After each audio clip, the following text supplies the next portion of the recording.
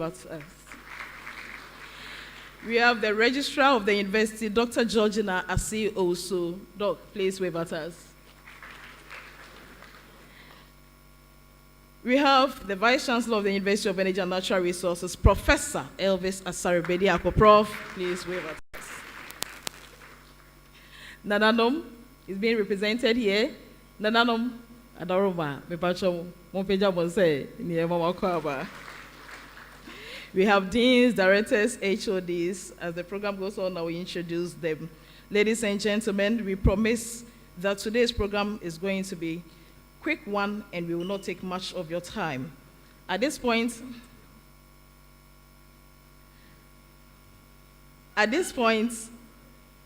I'm going to introduce the chairman for this occasion.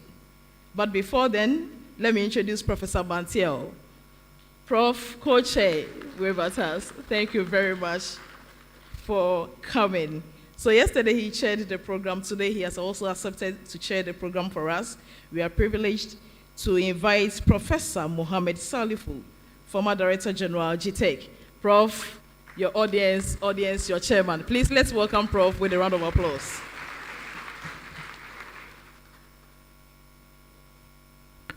Yeah, thank you very much, MC. As the saying goes, all protocols observed. We had a very excellent session yesterday. Through the plenary session, we had a regional minister coming here to give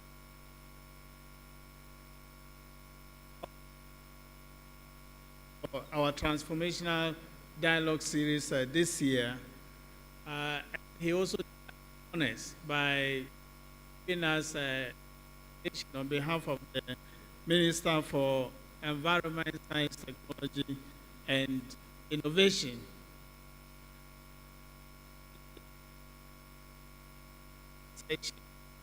To listing some groundbreaking research in land degradation neutrality from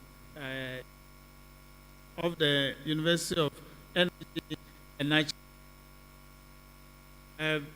You would have noticed that the conversation yesterday was always going to be complete without a certain specific ministry's. Fortunately, the ministry is very well represented. We had hoped to get the minister himself here, but for various reasons, due to official engagements, the minister is not here. But we've had the best possible replacement for the minister. If the minister wasn't here and we needed a replacement, we cannot have had a better arrangement than the one that we've had. And yes, please, you want to clap, please clap. And I'm saying this for good reason. This is on the subject of mining. And as far as the knowledge of mining in this country is concerned, in terms of the governance arrangement, policy, framework, how the industry itself works together with academia, which is the interest, one of the key interests in this forum. Nobody is better placed to understand that somebody who has run an institution like this, like UENR, and I'm talking about the University of Mines and Technology. He's run the institution, he's brought the institution very, very close to industry, and there's a lot of synergy that has come out of the collective work that the university and industry has done. UMAT stands out, with special recognition as far as the mining sector is concerned. And UENR having come to the table lately in terms of mining, this will be perhaps the best comparator that you want to work with and collaborator. And the Professor J.S.Y. Kumar is the advisor on mining, technical advisor on mining now in the ministry, and who best to articulate the ministry's perspective on this our transformational dialogue series, which is having a focus on eliminating illegal mining than the Professor himself. Ladies and gentlemen, I want you to put your hands together and welcome our special guest of honor, Professor J.S. Kifin. Prof.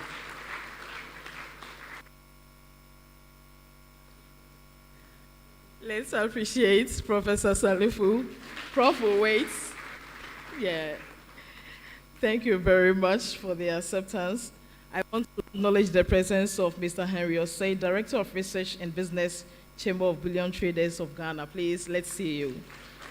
We have Mr. Gia Anthony Kwejo, EPA Regional Director. Director, let's see you. We have Mr. Solomon Danso and Water Resource Commission Deputy Director, Tano Basin. Okay, we have Mr. Francis Opoku, representing the Ghana National Association of Small-Scale Miners. Please, let's appreciate his presence. We have a rep for the Center for Social Impact Assessment. I haven't taken his name. Rep, please, let's see you. Thank you very much for coming. At this point, we are going to hear the welcome address, and it will be given to us by the Vice Chancellor of the University of Energy and Natural Resources, Professor Elvis Asare Bediako. Ladies and gentlemen, let's welcome him with a round of applause. I wish we do that with a standing ovation. Yesterday, we didn't do it, please. Thank you. Please, let's sit down. Thank you very much.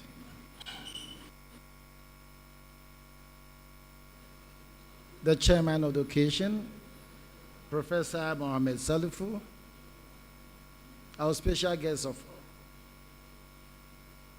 honor, Professor Jerry Samuel Yaokuma, who's representing the sector minister, Ministry of Lands and Natural Resources.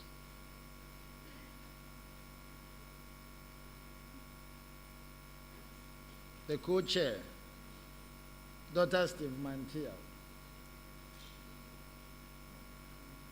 Professor, the Pro-Vice-Chancellor, Engineer Professor Nana Safu Ajimandechi, the Registrar, Dr. Mrs. Asio Usu, Lieutenant Alfred Ni Labi Dako, representing the Commanding Officer, 3 Infantry Battalion, Nananum, deans, directors, heads of department, the media, good morning.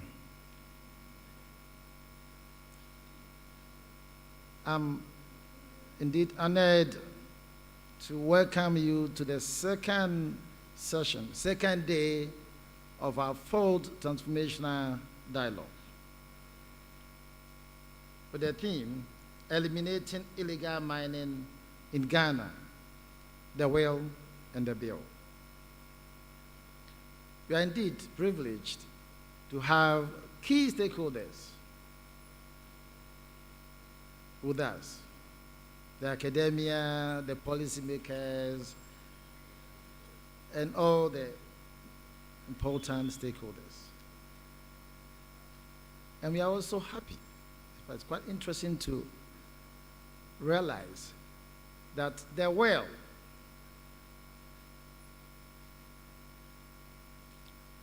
to the elimination of this national canker of Galamsey has been spearheaded by our current president, His Excellency President John Dramani Mahama.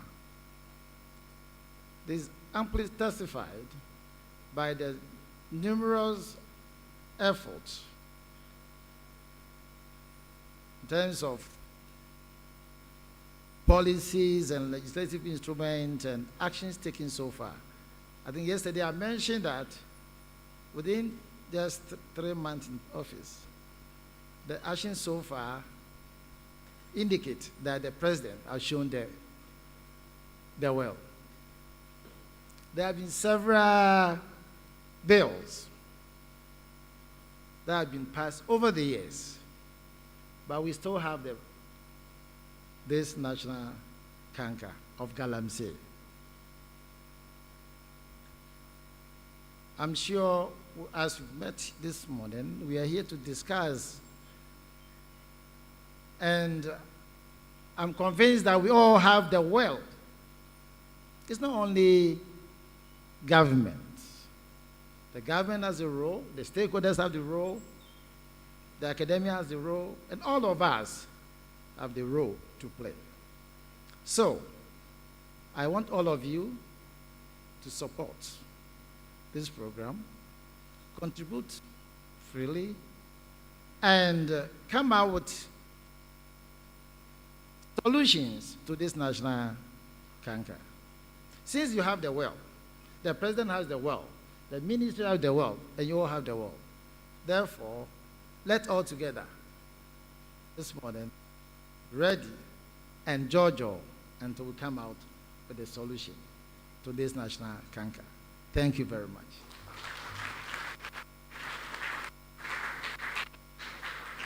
Thank you, VC.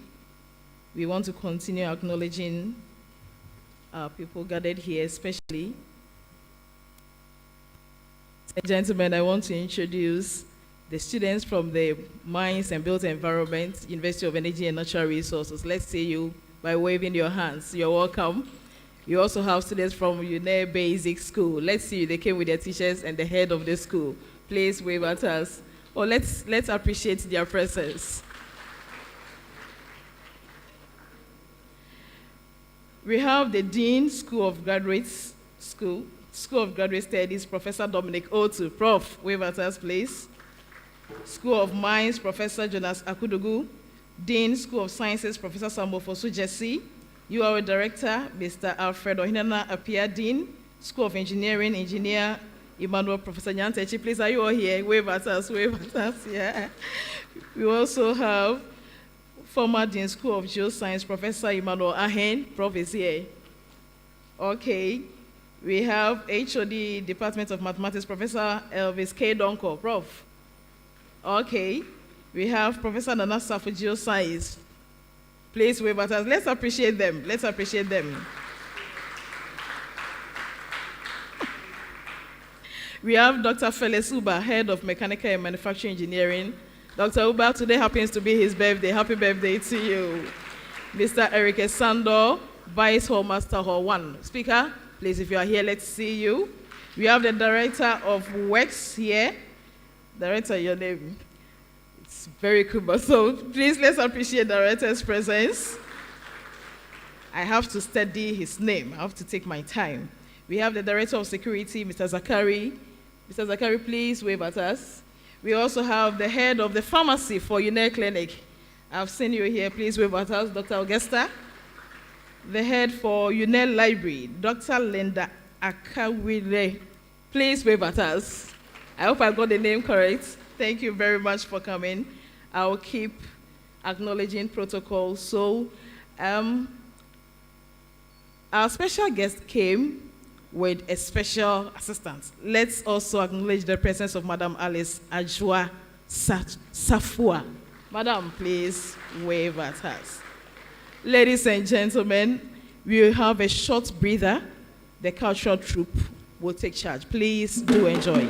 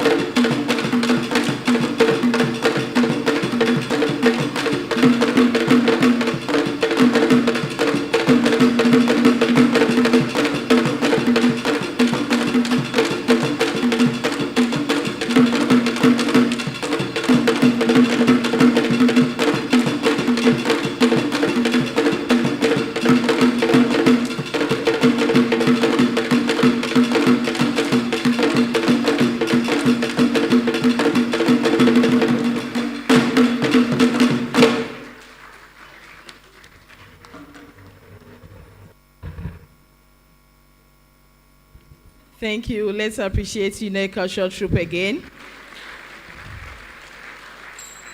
Ladies and gentlemen, earlier on I introduced Madam Alice Ajua Safwa. She is the Principal Planning Officer, Mines Directorate, Ministry of Lands and Natural Resources.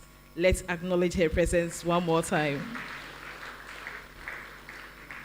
Let's also acknowledge the presence of the Head of Department for Languages and General Studies, Dr. Amos Apreku. Dr. Apreku, please, let's see you.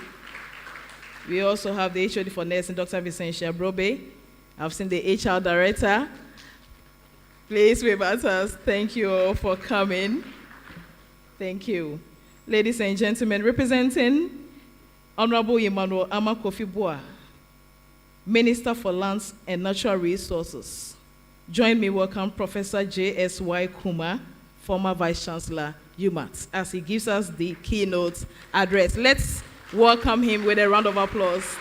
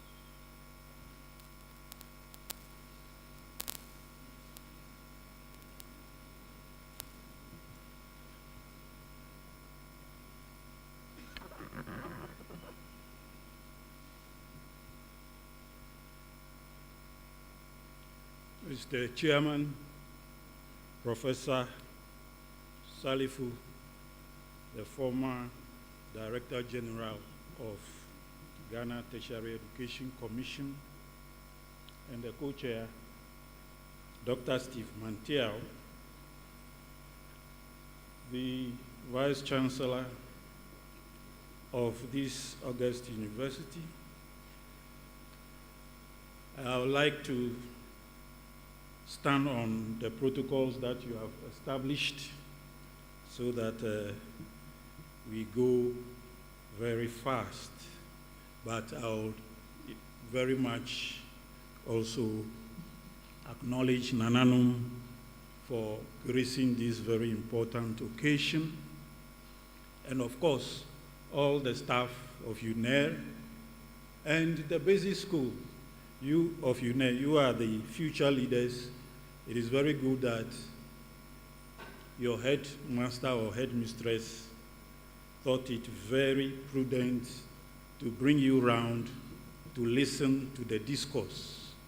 Because one of the things I was telling the chairman before we walked in was that the curriculum of this nation has to embed in it the effects of small-scale mining and how we can be responsible to make sure that it does not swallow us. It starts young when they have that mindset. Things that we are doing today, I believe strongly, when they want to do it tomorrow, they will think twice. Good morning to you all. There was breakfast served, but I think some people didn't eat, so the good morning is weak. Good morning to us all. Yes, that is much better. Yes, the Honorable Minister of Lands and Natural Resources, Honorable Emmanuel Amakofi Boa, deeply regrets his inability to attend this critical gathering due to equally very important engagements. He extends his sincere apologies and has entrusted me with the honor of delivering this address on his behalf. Since its inception 4 years ago, this dialogue convened by the University of Energy and Natural Resources has evolved into a cornerstone for addressing the challenges and opportunities within Ghana's artisanal and small-scale mining sector. The dialogues have not only highlighted the socio-economic contributions of ASM, but have also confronted pressing issues such as environmental degradation and regulatory enforcement. The ASM sector contributes significantly to our economy, accounting for a third of Ghana's gold production and thereby supporting millions of livelihoods. Yet, its potential is undermined by the scourge of illegal mining or galamsey, which continues to ravage our environment by polluting our water bodies and threatening public health. Your unwavering dedication to fostering actionable solutions is therefore truly laudable. So I would like you to clap for yourselves for acknowledging that as a university of natural resources, every year you need to deliberate on what is going on within the space of natural resources and then bring out actionable pointers for government to consider and possibly act on so that we will get the results we are all looking for. And so this conference is very, very important, and the ministry really is happy that it is being done with all the seriousness that it requires.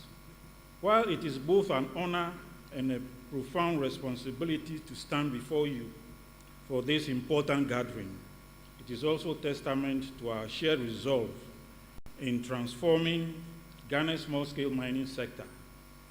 The theme, eliminating illegal mining in Ghana, the will and the bill, is both timely and very instructive. On the matter of the bill, I believe this has been decisively addressed by His Excellency, President John Dramani Mahama, just 2 days ago, by directing that LI 2462 should be revoked in its entirety. So the Office of the Attorney General, yes.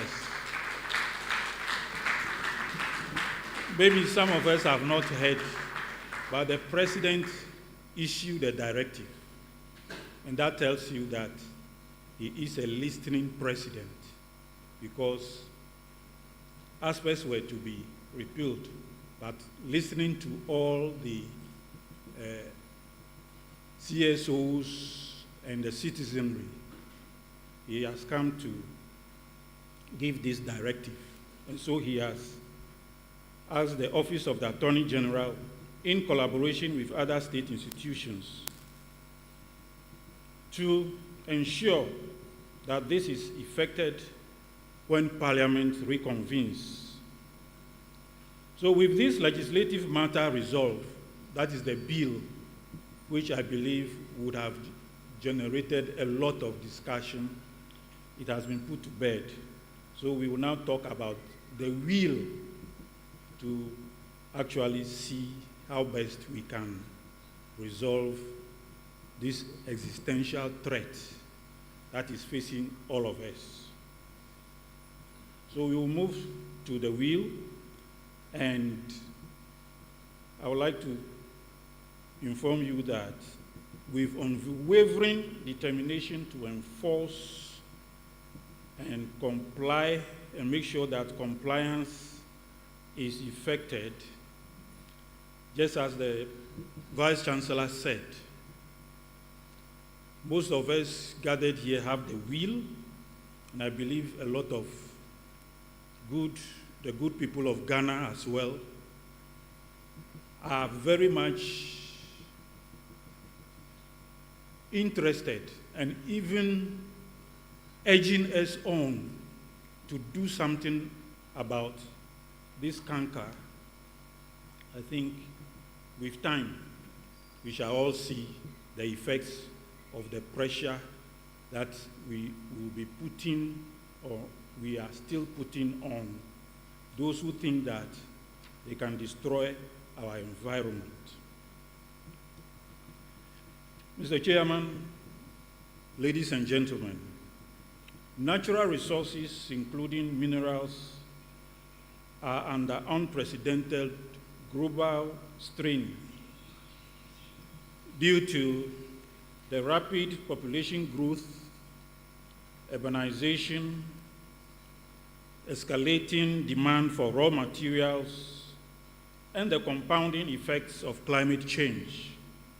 The World Gold Council's March 2022 report, Lessons Learned on Managing the Interface Between Large-Scale and Artisanal and Small-Scale Gold Mining, underscores the dual role of ASMs and says that it sustains over 20 million workers globally and supports livelihoods for approximately 100 million people. And as well, it accounts for 20% of global gold production, serving as an economic engine for mineral-rich communities. In Ghana, the ASM sector contributes nearly 1/3 of our national gold output and employs about 3 million people and bolsters rural economies. However, as I've just said, the scourge of illegal mining, or galamsey, threatens to eclipse these benefits, posing severe environmental, public health, and economic risks. Mr. Chairman, ladies and gentlemen, reviewing the devastating impact of illegal mining, the data is alarming.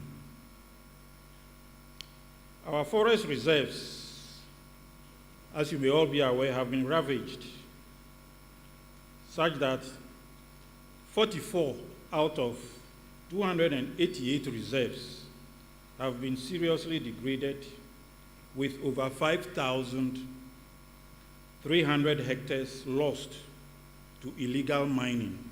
That's just the forest reserves, not the other lands and forests. Now, water pollution, I believe we are all aware as we travel around, we see water that is supposed to be colorless. Some are like Milo or Milo colored. Others are going towards coffee color. And these are disturbing issues. The turbidity levels in our rivers exceed 5,000 NTUs. And at some points, it has reached 12,000, which is beyond the permissible 500 NTUs, while toxic chemicals like mercury and cyanide further endanger ecosystems and communities. The MTU is a measure of the particles in the water, which makes it lose its clearness, or we will say the opaqueness of the water is measured by the MTU. So if you see the water not clear, the more it gets polluted in terms of particles of sand or others, then you know that the MTU is getting higher and higher. Despite past interventions, we all know that illegal mining is still persisting, and it is fueled by weak political will. So we are talking about the will, and we have identified that the political will has been weak, and something has to be done to change it. And this is because of inconsistent enforcement and complicity at various levels of governance. The second is security gaps. The last 2+ years before 2025, military support was withdrawn in the fight of trying to curb illegal mining. And so during that period, it was a field day for those who had the ability to get into the forests, into other lands, and pillage, as it were. So forests and rivers became vulnerable, and that is what we are all seeing. Then also, we have inadequate geological data, which has hindered regulated prospecting and licensing. So people get a license, specifically the prospecting, and then they think that is how, or to be able to continue, they have to start mining and winning gold immediately without prospecting. So they do it haphazardly and destroy everything. So adequate, proper geological professional mapping is key. There is also this issue of delayed prosecutions. And we are all aware that people are arrested, and even there on the field, a phone call goes out, and then those doing the arrest are told, allow them to go free. And so perpetrators evade justice as a consequence. And one alarming one is the infiltration of foreigners. Small-scale mining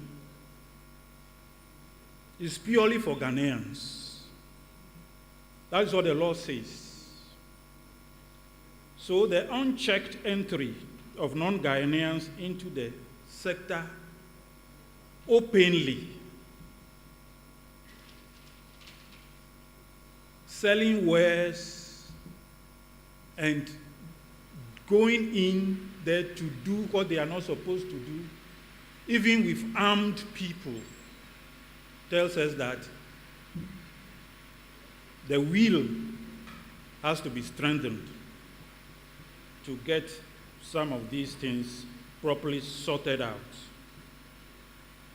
The sixth point is greed and complicity amongst some of our politicians, traditional leaders, and other citizens. It is not that I believe they don't know that the water that we drink when we are going to farm, the farmer gets to a river or a stream, he just brushes and drinks the water because he or she knows that that is potable. Today, we have Milo-colored, milk-colored, coffee-colored water bodies all over the place. Something has to be done. And last but not the least, the use of armed gangs. Armed gangs are now slowly being used to protect illegality in certain areas of the mining enterprise. And it's on record that 7 of the forest reserves, 9 of the forest reserves are, until recently, no-go areas for the forest guards. And so the military and the police jointly have to flush some of them, or have to flush them out. And as we speak, 7 of the forest reserves have been cleared, and there is ongoing action on the other 2. Number 8, unregulated equipment importation. Excavators and other machinery are infiltrating the country without proper oversight. And so these are weaknesses that portray weakness in the will to do work. So the path forward is political will and collective action. Eradicating illegal mining demands more than just laws. As we all know, the laws are there, but it requires resolve, collaboration, and systemic change so that enforcement can be much easier. The government of His Excellency, the President, John Mahama, is resolute in his mission to eradicate this destructive practice. And I think the bill issue attests to this, if for nothing at all. And the Vice Chancellor has also said that within 3 months, the actions that he has taken in consonance with also his able ministers is demonstrating that something is being done, and at the end of the day, we will all be happy that it has borne fruit. So the mission is not one that the government alone can accomplish. The Vice Chancellor has said this. It requires the collective will of all of us, communities, industries, stakeholders, traditional leaders, environmental advocates, and indeed the general citizenry. While our collective will will be crucial, it cannot be exercised in a vacuum, and so it has to be driven by strengthened legal framework, ensuring robust enforcement,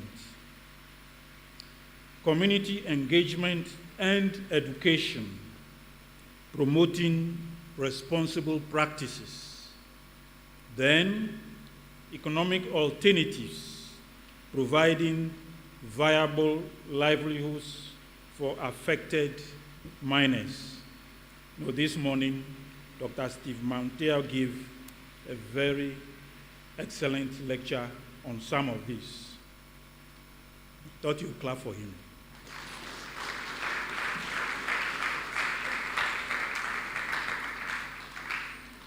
We also need transparent governance by upholding ethical standards across the sector and seriously engaging all stakeholders.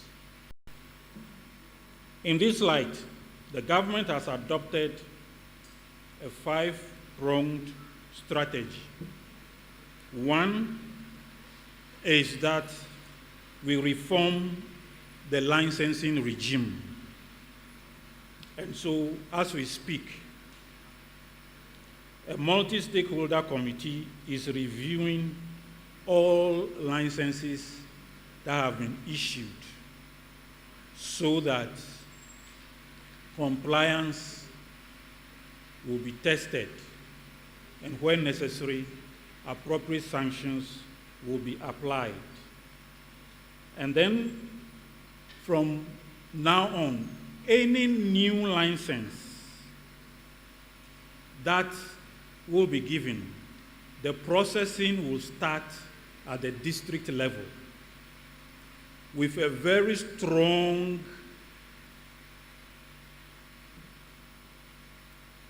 input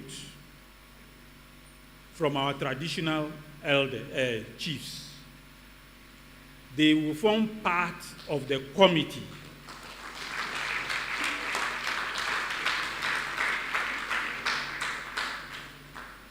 anyone looking for a land to mine, that is to get a concession, that concession belongs to a certain traditional area. The chief of that area will be part of the process, the permitting process, with the EPA, the Water Resources Commission, Minerals Commission, and all the others, plus the district chief executives, so that they will put together a complete package and recommend to government that this person who is looking for a concession from our area has satisfied all the possible legal requirements. And so, at that level, that is government level, the minister will approve, and the district chief executive will be under obligation as part of his KPI to make sure that whoever is mining in his district is doing it properly. It is also government's direction that the licenses that have been given after December 7th last year were hurriedly done with a lot of issues. So those are revoked. and also the community mining scheme, as Dr. Mantiel has, talked about at our early morning meeting,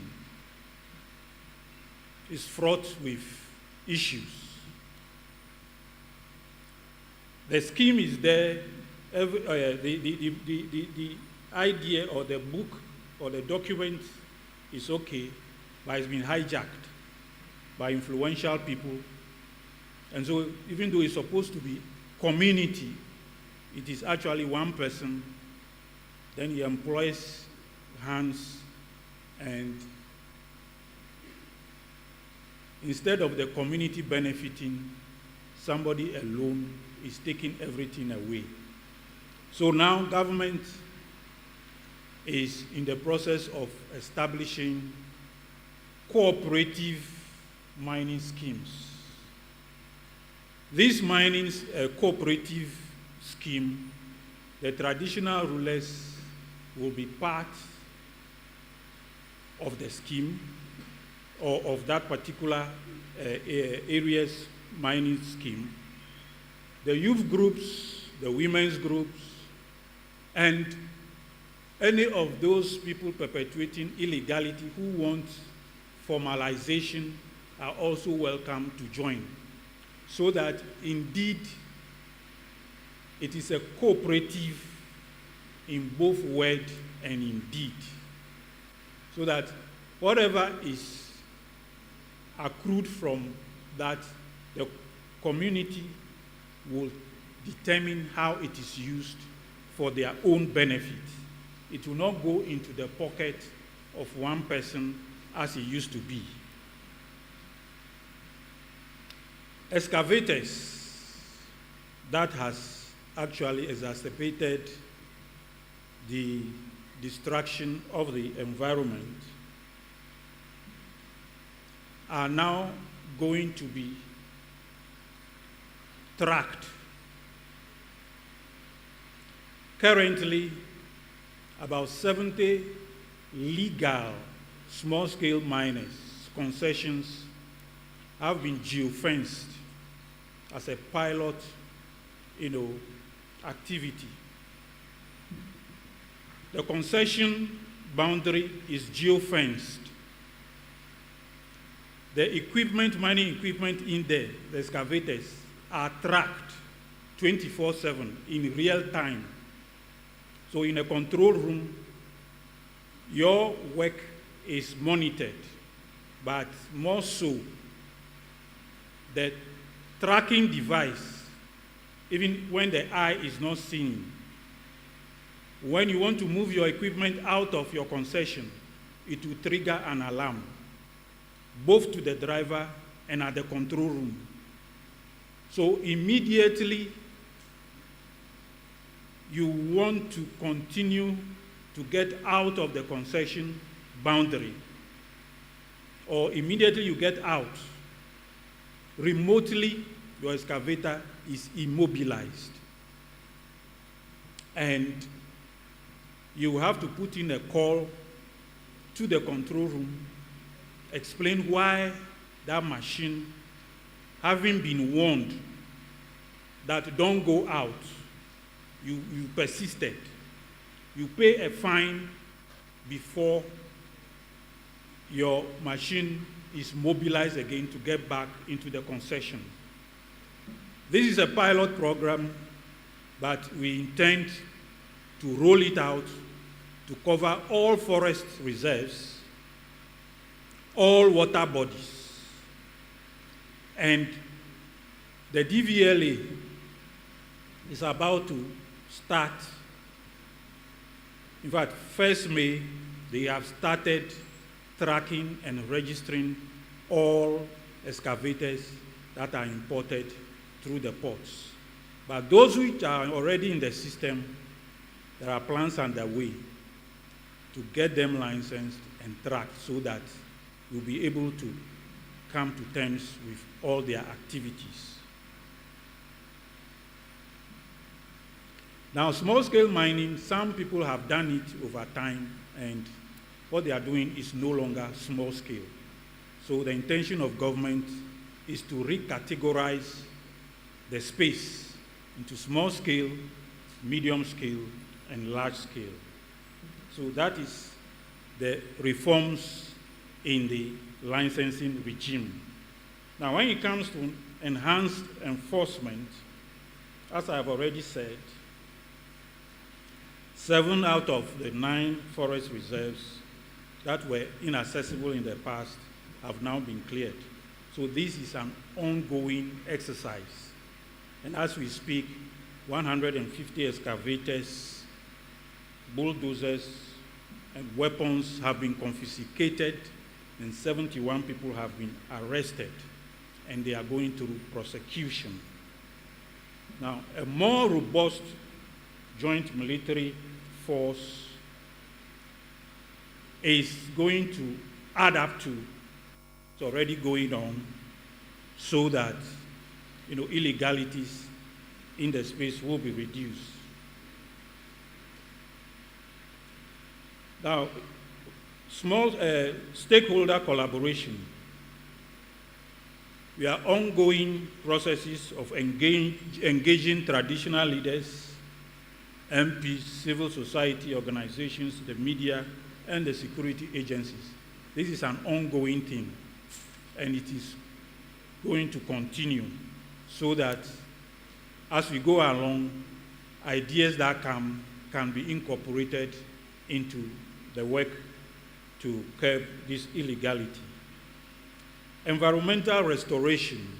I believe we are aware that the Blue Water Initiative by His Excellency the President are taken off, and so it is to train 2,000 river guards to protect the water bodies.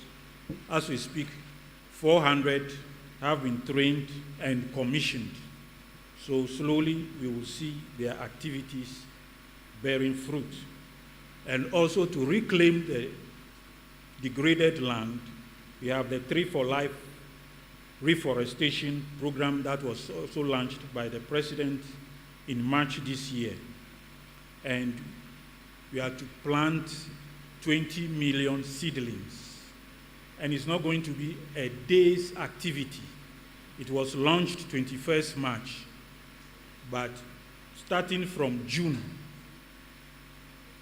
it is going to be an active activity from June onwards, and it will involve all those who are in the space, including the school children, to do this work. And so the traditional authorities will also be contacted to help in this enterprise. Now, future focus measures. What are we, in the foreseeable future, going to do? We think that the Geological Survey Authority, the Ghana Geological Survey Authority, needs to be strengthened both by manpower and resource allocation to do geological mapping, to delineate mineralized areas, so that the thing of issuing prospecting licenses will become a thing of the past. So when you are given a concession, you already know the grade and the tonnage in there, and yours is to go and mine. So this haphazard way of doing things, that you are even supposed to prospect. Prospecting has a conventional way of doing things, and that is why professionals have to be part of the process of prospecting. But what do we see? As again said this morning, somebody takes a license, comes to an area, the chiefs are not aware, he himself doesn't know anything about prospecting or mining, and then because he has the ability, he starts doing whatever he thinks is right. And when even he, calls for professional advice, he thinks that the process is too long. They are just in there to take their money and therefore he wants a shortcut. The geological survey, being properly empowered, will be able to help us solve this. The school curricula, right from the primary school, has to be enriched with everything about small-scale mining, the dangers, and also climate change. All that leads to climate change, so that our children, as I said at the beginning, will be able to understand the issues, and at least their conscience will speak to them before they try the illegality. And of course, the public education and sensitization is also very important. The media houses and all those in social media, we need to continually talk to the conscience of every one of us, so that we will be able to at least understand the issues and refrain from joining the illegality. Then, as I also said, the district security will be restructured so that we are able to get a rapid response force to go and tackle illegalities. Mr. Chairman, the time for half measures, I believe, is over. The cost of inaction, which is environmental ruin, lost lives, and economic stagnation, is too grave to ignore. And so, to our traditional leaders who are custodians of our land, we are pleading with you to reject complicity in illegal mining. To government and security agencies, we are saying that enforce the laws without fear or favor. Indeed, the President has said he will not tolerate any of his appointees that are caught in this illegality. And our Minister, Honorable Emmanuel Amakofibua, says, don't call me when you are caught, because I have warned you, you will face it. So the security agencies should work without fear or favor. If anyone calls you when you arrest anyone, that so and so, know that it is false. Take the person to where he belongs and let us deal with them. To industry and miners, let's adopt ethical practices. The sector must be a force for good. To academia, like UNE and the others, and the media, let's drive the awareness and innovation for sustainable solutions. And to every citizen of this country, report illegal activities, protect our heritage for future generations. And let me conclude by saying, the bill is a tool, but the wheel is the engine of change. Let us live here together today, not just with resolutions, but with actionable plans, partnerships, and accountability mechanisms. Together, we can eliminate illegal mining and build a sector that thrives on sustainability, responsibility, equity, and national pride. The journey, we all know, is arduous, but the stakes are higher, and I believe with great resolve, we can rise to the challenge and conquer it. Thank you very much for your attention.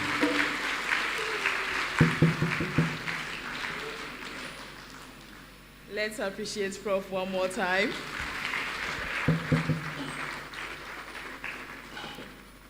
Let me put on record that Prof is also the advisor on mining to the Ministry of Lands and Natural Resources. Thank you very much, Prof, one more time. We have a last presentation. Afterwards, we will just take our vote of thanks. We promise that you're not going to keep long here. But before I introduce to you the speaker, let me acknowledge the presence of the military band from Sunyani Barracks. Let's appreciate their presence. We have media houses TV3, Metro TV URO. Let's also appreciate the presence of Madam Theresa Ajay Mensah, Administrator at the Regional Coordinating Council, representing the Regional Minister. Thank you very much for coming. We have Dr. Boache Yao Boache Ajiman, Director, Center for Climate Change and Gender Studies. Doc, wave at us. We have Professor Kwame Pamford at the Business Entrepreneurship Unit. Prof, wave at us. Yesterday, he did justice to the interaction. Dr. Setofes Seriram Sarah Blossom. He's with the Department of Fisheries. Doc, wave at us. I love the name. We also have Dr. Ricky Nuchu Bodo, Head of Hospitality Management. Doc, thank you very much for coming. We have Dr. Douglas F.D. Apia, our International UTAC Secretary. He's the Vice or Master for University Hall 2. Doc, if you are here, let's see you. Let's welcome.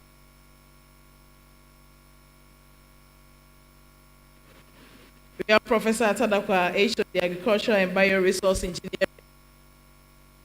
Come you. And in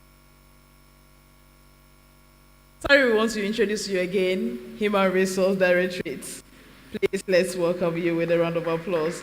We have Dr. Yaobuachi, Head Petroleum Department. Dr. Yaobuachi, please, let's see you. Okay. We appreciate your coming. Please, let's have a short breather from the UNED Cultural Troupe. After that, we will have a presentation from Dr. Mathieu, co-chair EITI. He did a presentation during the VC's special breakfast interaction, and almost all of us were there, so Doc will do a brief summary to that for us, and then after him, we will close for the day. Let's enjoy UNED Cultural Troupe while they perform to us. Thank you.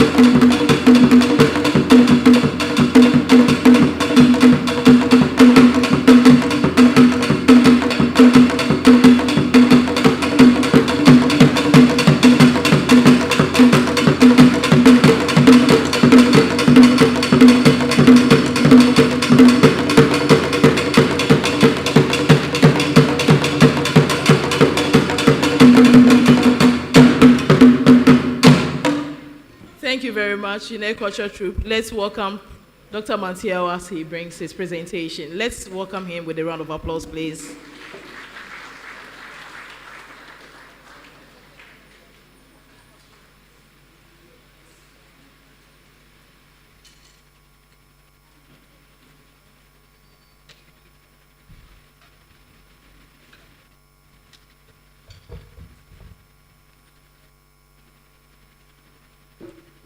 Right, thank you very much. And permit me to stand on existing protocols to present to you my perspectives on our fight against galamsey, what progress we are making, what are the challenges, and what more do we need to do as a country. I've been introduced as a co-chair of the Ghana Extractive Industries Transparency Initiative. And I guess many of us do not know what it stands for or what we do. But the perspectives I bring to bear on this discussion is derived from my work with the Ghana EITI. The EITI initiative was launched at the World Summit for Sustainable Development in 2003. It was launched by the then UK Prime Minister, Tony Blair. And in that year, Ghana signed on to the initiative. The essence of the initiative is to provide information on the resources that developing countries are endowed with in terms of how these resources are being managed to the benefit of the owners, who are the ordinary people of the land. The expectation is that when this information is provided to the citizens, armed with the information, they will begin to ask questions and demand accountability from duty bearers. And that in itself will lead to improvement in the governance of the natural resource sector. So Ghana's EITI is focused on oil and gas, and in the past, many of you knew me as the chairman of the Public Interest and Accountability Committee. I was then representing the EITI on that committee. The other work I've done, from which I also have gained a lot of insight into the subject matter, is the UK Ghana Gold Program, which is a UK government support to the government of Ghana in dealing with the illegalities in the small-scale mining sector. And associated with that is the risk of illicit financial flows and the financing of serious organized crime. And I must, and I would want to begin my presentation with some small interesting information. Between 2008 and 2017, I think, Ghana implemented a program to deal with illegalities in the mining and the forestry sector. That program was dubbed the Natural Resource and Environmental Governance Program. Its prime focus was to deal with illegal lumbering, illegal mining in Ghana. After 10 years of implementation, spending hundreds of millions of dollars to tackle the problem, the end of project report concluded that illegalities in both the forestry and the mining sectors more than doubled, meaning we've thrown money away. Now, I had the privilege of joining an international panel to evaluate the end of project report.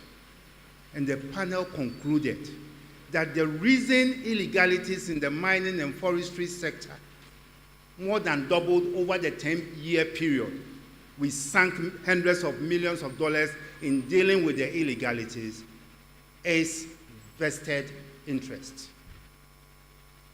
Vested interest in the sense that those who had the power and authority to deal with the illegalities were themselves the perpetrators of the illegalities. So until we find a way to deal with the issue of vested interest, our fight against galamsey is not going anywhere. This morning I had the privilege of making this presentation, and I highlighted a few things, and I want to go through them quickly. Let's get rolling. So I'll be looking at the upsurge in illegal mining, not as a problem peculiar to Ghana. It's a global problem. It's even worse in the areas around Congo, DRC, and the rest. And for them, they go for all kinds of minerals. So they do their galamsey not only for gold, but for even critical minerals. I'll also be talking about looking at the search for sustainable strategies and how we can learn from our peers. And then I'll look at current efforts, a lot of which Professor Kumar has spoken about.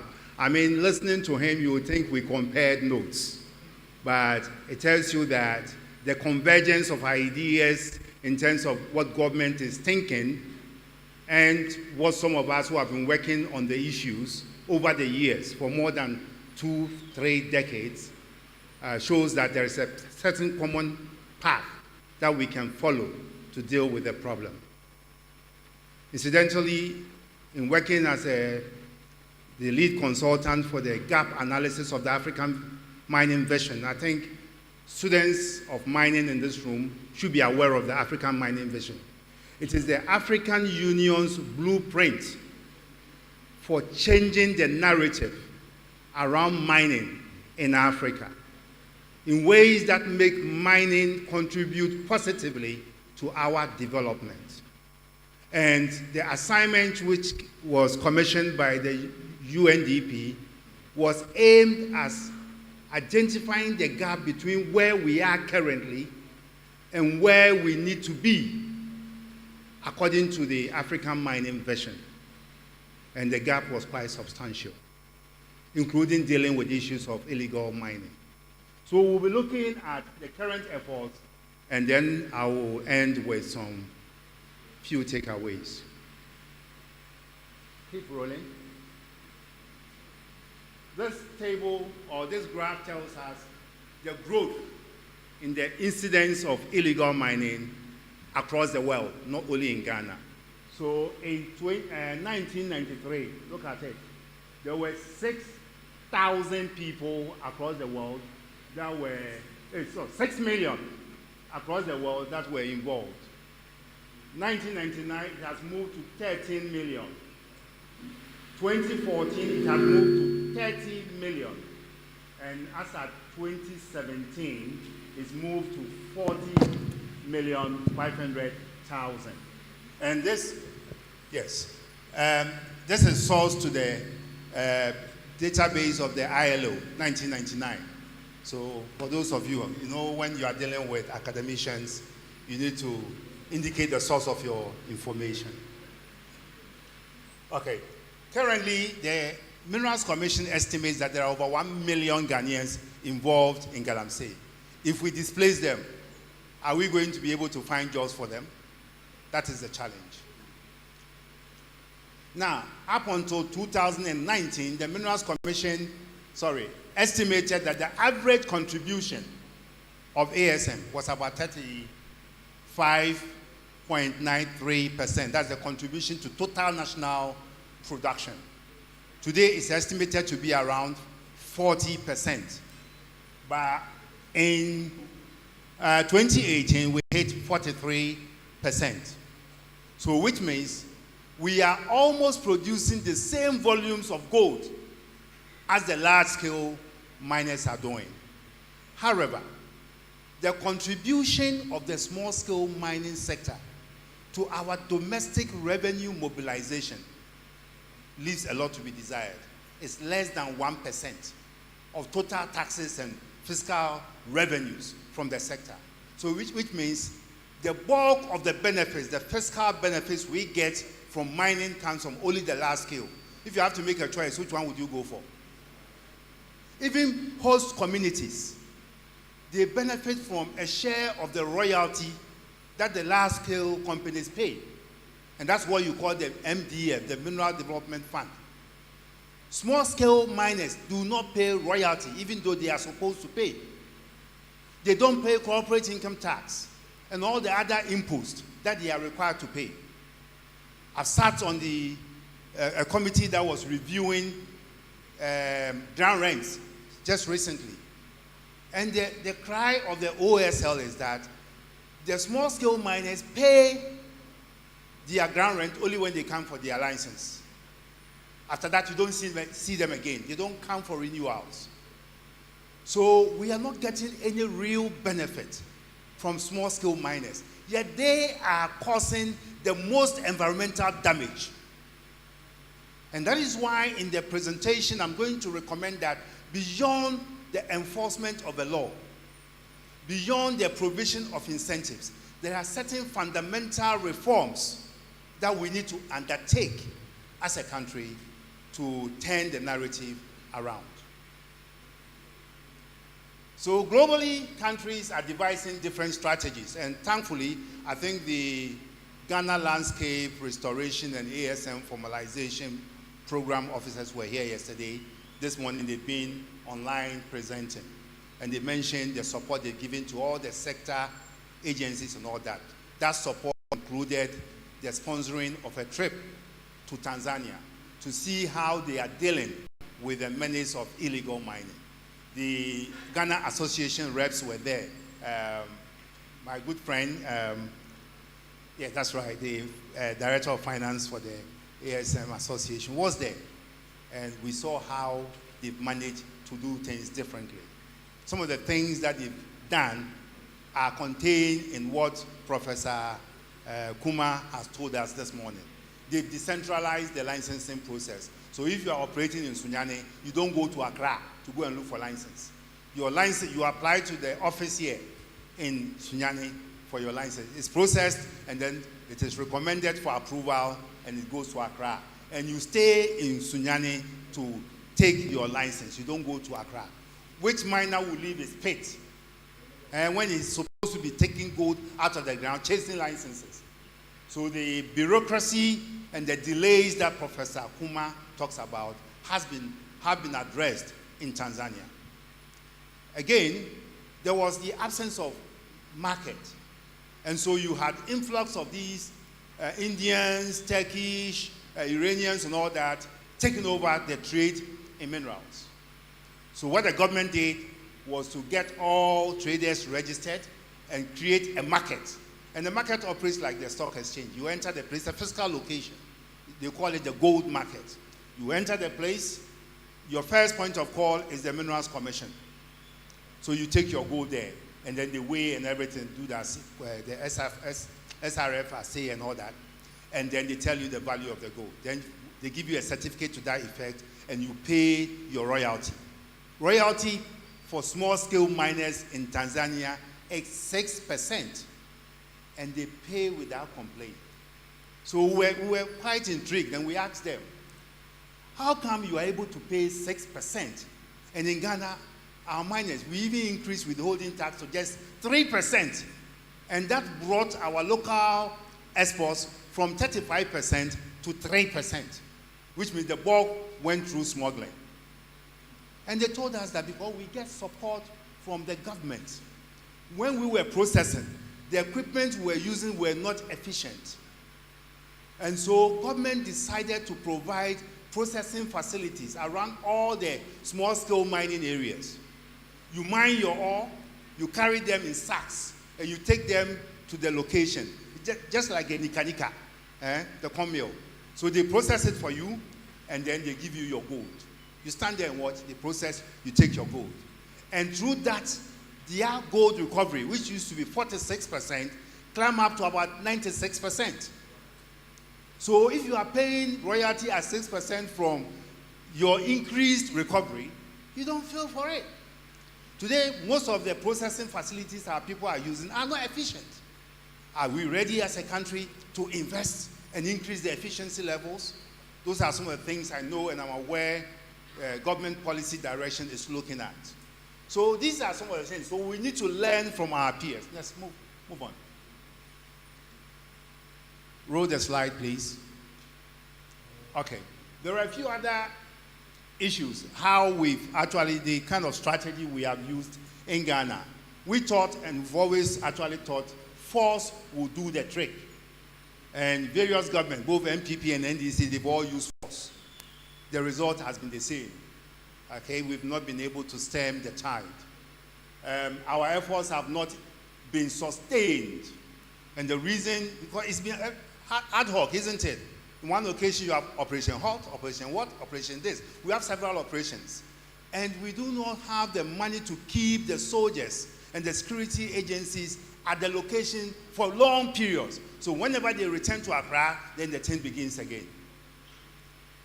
I looked at the national budget over the last 10 years, and I did not see a single year in which this country, in dealing with the national problem, provided budgetary allocation, okay, in the national budget. Assemblies who are on the ground and are supposed to monitor compliance do not have any budgetary resources for that assignment.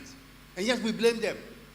Do we expect them to finance those activities from their common fund? By the way, the common fund is nothing to talk about. It's not enough for even basic provisioning of social services. What they get, what most of the assemblies get, and I've done a research on that, and the evidence is that what the assemblies get from the MDF, that share of the mineral royalty, is twice what they get for common fund. And that is why some of us also don't understand why there is no improvement in those communities. Because I come from Ekriapem. In Ekriapem, there is no mining, but we are prosperous. You see real proper development in Ekriapem. My mother comes from Techima. I don't think there's any money in Techima, but it's a thriving town. So why is that those who are endowed with a resource and are getting twice more than anybody else is getting from NDF, we can't see development? Those are issues we'll talk about later. But let me focus on this. So the district assemblies tell me, in the research I did, that, Doc, we are blamed for not checking small-scale mining in our districts. Doc, do you know how much it costs to evacuate one excavator? If we are going to use our common fund, we evacuate maybe 2 or 3 excavators and the common fund will be finished. How do we provide social services to our districts? So we haven't really been very serious. The theme of this is what? The will. And the will is demonstrated in the allocation of resources to be consistent in enforcing the law. Have we ever left our borders open? Don't we always have immigration officers there? Because it is national security issue. We keep our road barriers all the time, isn't it? These are all budgeted for. So if small-scale or illegal mining is a threat to our national security, okay, and a threat to even our own existence on this earth, then why don't we allocate budget for dealing with the issue and have to depend on the fees and charges of the regulator alone? Is it the regulator's problem alone? In fact, I was traveling from around the Yamfuri area, and we saw illegal mining in the open. I was with Minerals Commission officers, and somebody in the car said, look, see, won't you go and arrest the people? They are illegally mining. He says, we don't arrest. And he's right. The arrest and the prosecution are assigned to specific agencies. Theirs is to make the law and to report to the law enforcement agencies. So if the police knows that illegal mining is a crime, and it's happening, and there's a police post in the town, and you are not arresting, who do you blame? So these are the nature of the problems we face. Now, let's shift towards a combination. So now, and as Professor Akuma indicated in his presentation, we are moving towards a combination of the carrot and the stick. We want to enhance law enforcement. So we've launched the Blue Water Guards, who will work with the security agencies to ensure that on consistent basis, we protect our water bodies. But in addition, and through the Gold Board arrangement, we are going to extend support to our small-scale miners. And this is commonsensical. You know how the Chinese and the Lebanese and the Indians got a stranglehold on our mining, small-scale mining? They came in with the money. In fact, now the Burkinabes and the Malians are even doing it. They came with the money. Ghanaians don't have the, what do you call it, the capital and the equipment, so they provide them and enter into an agreement that when you produce the gold, you sell to me. Okay? And so that's how they got into it. Government has studied that arrangement, and government wants to play that role. So now the Ghanaian miner does not need to take money from the Chinese. Through the gold board arrangement, they will be receiving access to credit, they will be receiving access to equipment, and therefore, when you mine the gold, the same arrangement, sell to the gold board. Now, when we sell to the gold board, we are buying in cedis. So we take the gold abroad, and then we sell for dollars and bring in the dollars to shore up our cedi. People are asking, what magic has the current government used to stabilize the dollar? Most of the dollar near top form. Because some of us thought that we need to secure our savings in foreign currency. Now it's dropping. And it's dropping at the time when also our gold exports are going up. This morning I saw a post by the gold board. I think so far, we haven't gone anywhere in the year. We've exported about over $2 billion of gold through the gold board. So you see, so those of you who are holding the dollar and the cedis and the other foreign currencies, please, you are in trouble. You are in trouble. But this is something we should have done yesterday. Ghana wouldn't have been where we are if we are taking control of our own natural resources. We allowed foreigners to benefit. Now you even see a certain attempt to take control over the large-scale mines. So Goldfield, their mine, their lease has expired. We were reluctant to, renew. So we've entered into a 1-year transition period where we take it over. That's the way we need to be. All over the world, and I've been to over 56 countries in the world. I mean, over 56 countries in the world. And everywhere I have been, where countries are, are endowed with natural resources and are making the best of it, the people, the country, are not spectators. They themselves are participants in the extraction of the resources, either directly or indirectly. Directly by setting up state entities, commercial entities that are also extracting and adding value. Or indirectly by buying shares in the foreign companies that are extracting the resource. And some lend support. In Tanzania, for instance, we are driving the Chinese away. The Tanzanian government has a policy.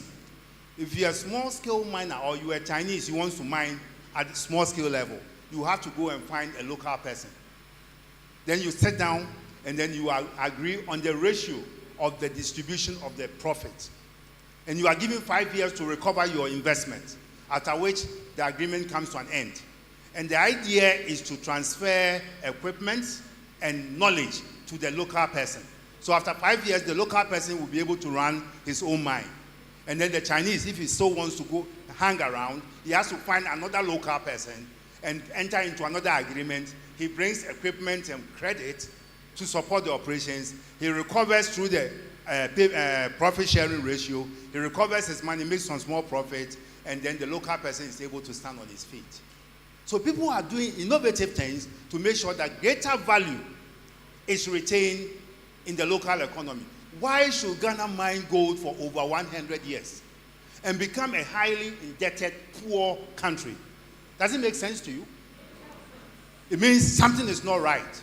And it behoves on research and academic institutions like you to begin to delve into how come Ghana mined gold for 100 years and became highly indebted, poor country. We need to interrogate the governance framework for both the large-scale and the small-scale mining sector. And what we are doing today with the small-scale mining sector is what is helping our local currency today. Move on. Next slide. So, next slide, please. Okay. We attempted, and this was also in the keynote address of the minister's advisor. We try to innovate. But in this country, every innovation comes with some self-interest.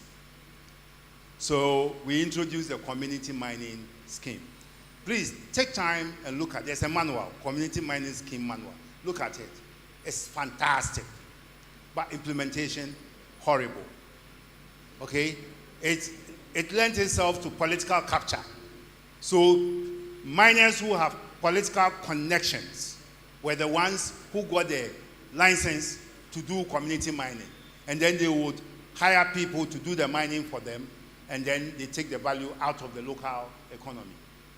When in actual fact, the community mining scheme was meant to provide livelihood sources for the local people. That was not good enough. Another innovation, we call something alternative livelihood programs. It's a joke. Somebody is mining gold and making so much in a day, and he says he should go into what? Oil palm plantation. I planted oil palm some 4 years ago. It is now beginning to bear fruits. What will I live on? So it begins to bear fruits. And how much is that going to give me compared to what I was earning from gold? So we need to up our game. Look, wherever there are large-scale mining, we have a law, okay? It's a local content regulations, which requires that about 60 items on the list should be procured from the local economy. How are we doing on that? Professor Kuma and I used to serve on the Mining Industry Awards Committee. And you'll find that when it comes to the local content category, people take their local content contracts that they need both, and some of them are so basic, bolts and nuts. Okay? Calico sacks, wooden boxes for putting the bullions in. And yet they take the contract and head to China. Doesn't it surprise you that this country had an ambitious industrialization program? One district, one factory. And it was in no way aligned with the local content opportunities. 60 items that you can build small factories around and supply to the mining industry. Something as basic as activated carbon. Activated carbon. Free coconut, kube, hard corn, and I say palm kernel, adi, ubadina, hono, ukwa otumfua so ya bonse, omudi bo mujemu, edi heated idea. It's so basic, but Ghana imports activated carbon. If we are minded to build a factory in places where mining takes place and supply the activated carbon to the industry, we'll be generating much more reliable and enhanced income. And number miners need more money into alternative livelihood. Alternative livelihood sike be free mo abano and agricultural income. Sike mo odru because half one na 2 mines illegal no we mo hu sika pen. Into one mo bibia sombo a onko ese nkokọ onkonye nkokọ anase onkonye egu ana ntwaboa minim na mo friend no hanom be mani oba ite bi ko abo mo ye mistake ni am o memma mienu wo ba nye wo mo saa so mo wo. So we need to do things differently.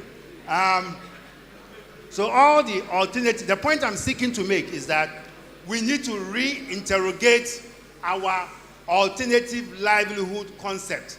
And we need to be conscious of the fact that we are dealing with people who have seen money before. So you're not going to give them small things to survive on. Move on, next slide. This one is a bit controversial. I call it the market paradox. You are fighting against galamsey, illegal mining, and yet you are provided a market for the product of galamsey. Does it make sense? My caution is that for as long as there is market for galamsey, your galamsey fight will go nowhere. We need to be able to clean up the sector. If it is illegal, it is illegal. Or the back, na say you who say oninkrata no wakotua yencheno. Gold no yensizi. Let's tighten our borders too. Look, our borders are too loose. Go to Bali. You know, this country, I don't know what's wrong with us. But it's also sometimes, again, I say the academic institutions should take interest in these matters. We passed a law that requires that all our gold export can only go through Kotoka. Can you believe it? The only place through which you can export gold is Kotoka. So if I'm producing gold at Bali and the border is just next door, I'll just cross the border with it. And all the facilities for detecting the gold and for doing the assay and everything is at Kotoka. You don't have any facility at any of other borders. The bulk of our gold today is going through Lomé. If you go to Dubai, I was in Dubai, and I went to a place they call the gold souk. That's where most of the Ghana's gold ends up. And I was almost recruited. I mean, I was made a generous offer to serve as an agent for buying gold for Ghana. They have their agents in Lomé, and they'll teach me how to get the gold across the borders. Meanwhile, you go to the Aplao border, and there is no facility to detect gold or to even assay gold if they are able to find it. And so it's open. The gates are open, and they are just taking it out, and we are losing the value. So we need to do things differently. I say we should re-examine this whole concept of buying illegally mined gold, because that is exactly what is preventing Ghana from accessing mainstream gold market in the UK, Europe, and the rest, because of responsible sourcing requirements. We need to make sure that the gold that is produced does not engage child labor, that the chemicals that are used are approved. They are not harmful chemicals to the environment and to the human, the workers involved in the production of the gold and all that. So because we cannot tell, we cannot certify that, yes, our gold are responsibly sourced, and that has to be certified by the LBMA. LBMA is the London Bullion Market Association. They are the market regulators for gold in the proper markets. Our gold ends up in the rogue market, Dubai, India, and the rest. And then they refine it before they are able to get it to the international proper mainstream market. So we are losing the value. They are buying our gold at a discount, huge discount. When if we were able to access the mainstream market, we'll get a higher returns for our gold. So we need to deal with this market thing and make sure we sanitize our gold sector. Otherwise, we won't go far. Weak regulatory enforcement. As a point, we thought we wanted to encourage Ghanaians to formalize their activities. So we were issuing licenses as if they were granules. We're just issuing like that. And for me, what is more worrying about that is that we were issuing the licenses for mining in places where the regulator itself did not have an office. So how are you going to police them? How are you going to ensure compliance with the conditions of the license?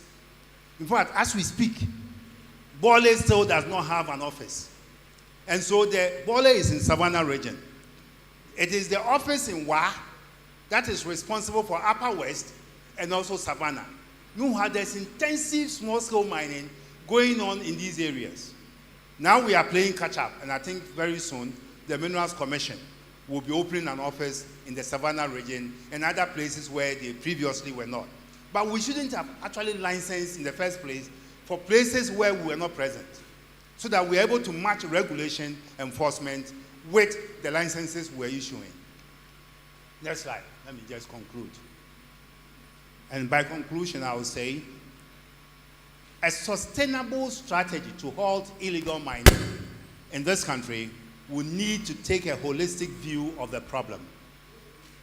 From where I sit as the co-chair of the Ghana EITI, technical advisor to the UK Ghana Gold Program, a former member of the World Bank Extractive Industries Advisory Group, and the lead consultant for the development of the African Mining Vision Gap Analysis for Ghana, just to make the point that almost all my working life, I've been focused on these issues. And I can authoritatively say we need a multifaceted approach that combines regulatory enforcement with incentives and alternative livelihoods that make meaning to be able to stem illegal mining. Thank you.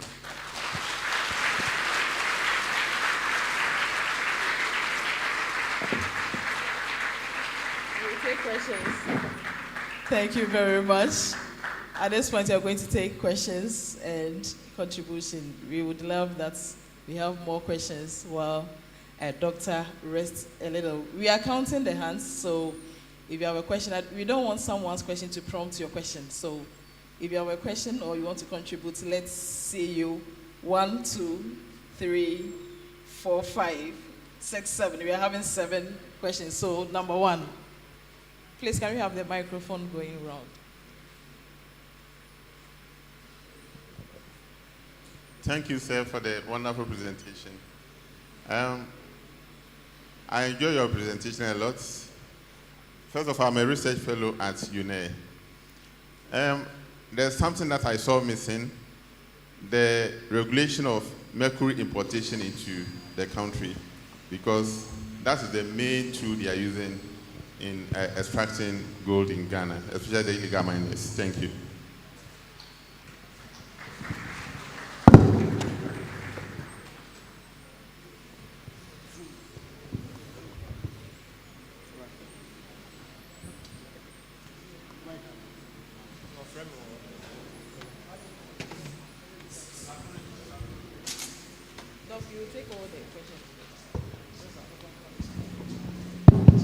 Yeah, hello, thank you. My name is Francis Douglas Appiah. First of all, I want to salute the government for making efforts to repeal the LI 2462. In its entirety, we heard that portions were going to be amended and we're not too happy. But the fact that it's going to be repealed in its entirety, I think, is a plus to the government. But, Doc, I think I listened to a lot of interviews, especially the one from the current sector minister, where he mentioned that to be able to fight the illegal mining, there will be the need to declare a state of emergency in our forest reserves. And in the presentation, we have learned that 2 of our forest reserves are still under the control of illegal miners. Do you not think that we need this state of emergency to be able to curb this menace?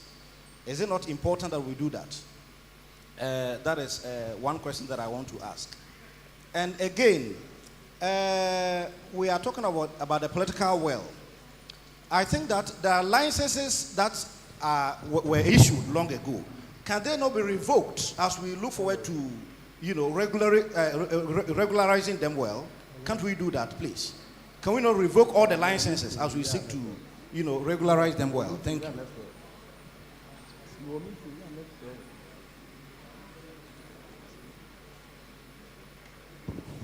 Yeah, thank you very much.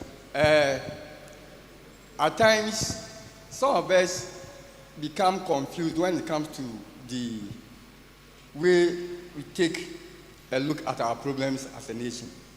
Because if you send your attention back to the time that we've been started looking at our educational reform up to this time, you realize that we have very experienced people who can take a look at our problems and come up with very, very excellent solutions. But it appears that we don't do anything to get them solved right.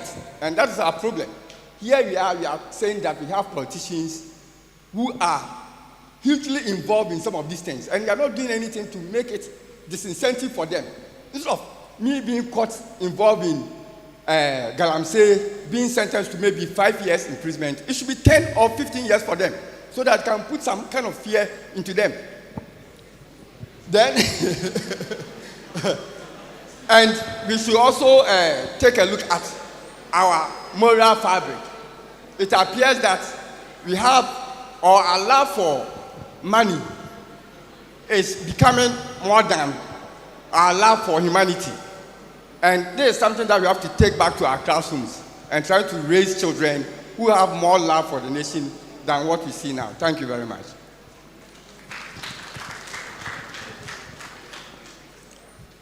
Okay, thank you for the opportunity. My question is of double faces. But before I start my question, we should all bear with me with my philosophy. My philosophy goes, to best control somebody is to teach him how to become dependent, but not independent. So the question goes, why is that the government is aware that the mining sector brings about thousands of billions dollars into the economy, but yet fails to build a mining industry for a state which will both employ skilled miners and unskilled miners? The second aspect, if the government were able to build those mining industry, what will be the fate of the illegal miners in terms of economic status, or what is the best alternative which will be proposed to them in sustaining their life and their family life, without forgetting that they are human beings like us and they must feed their families? Thank you.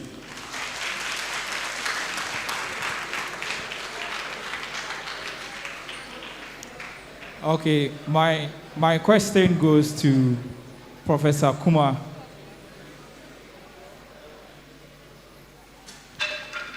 So, I'm Emmanuel Jan.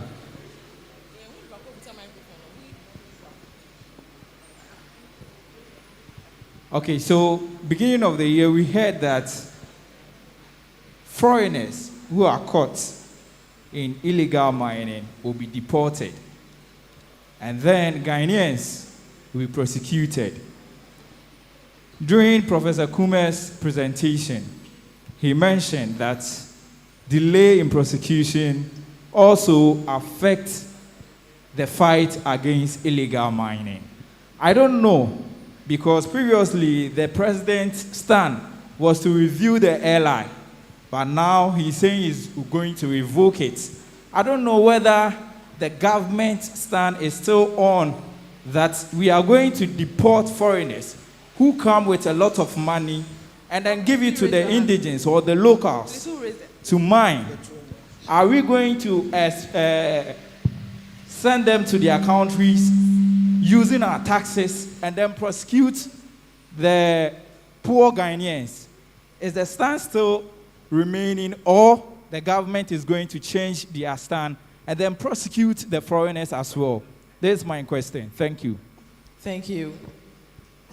Thank you. The name is Henry Osei, and this goes to Prof. Kumar, who is representing the minister. This has to do with the centralized approach in combating illegal and irresponsible small-scale mining. And I believe that it's time the government sets up in all the operating regions. They bring the regional ministers on board, the EPA, the main Minerals Commission officers, including the state security agencies. For each region, they must have a team of professionals working with the state security agencies and the district assemblies in order to go to combat the illegal activities. Then also they will have a national team that will be going around to check on these teams that have been formed in the local communities.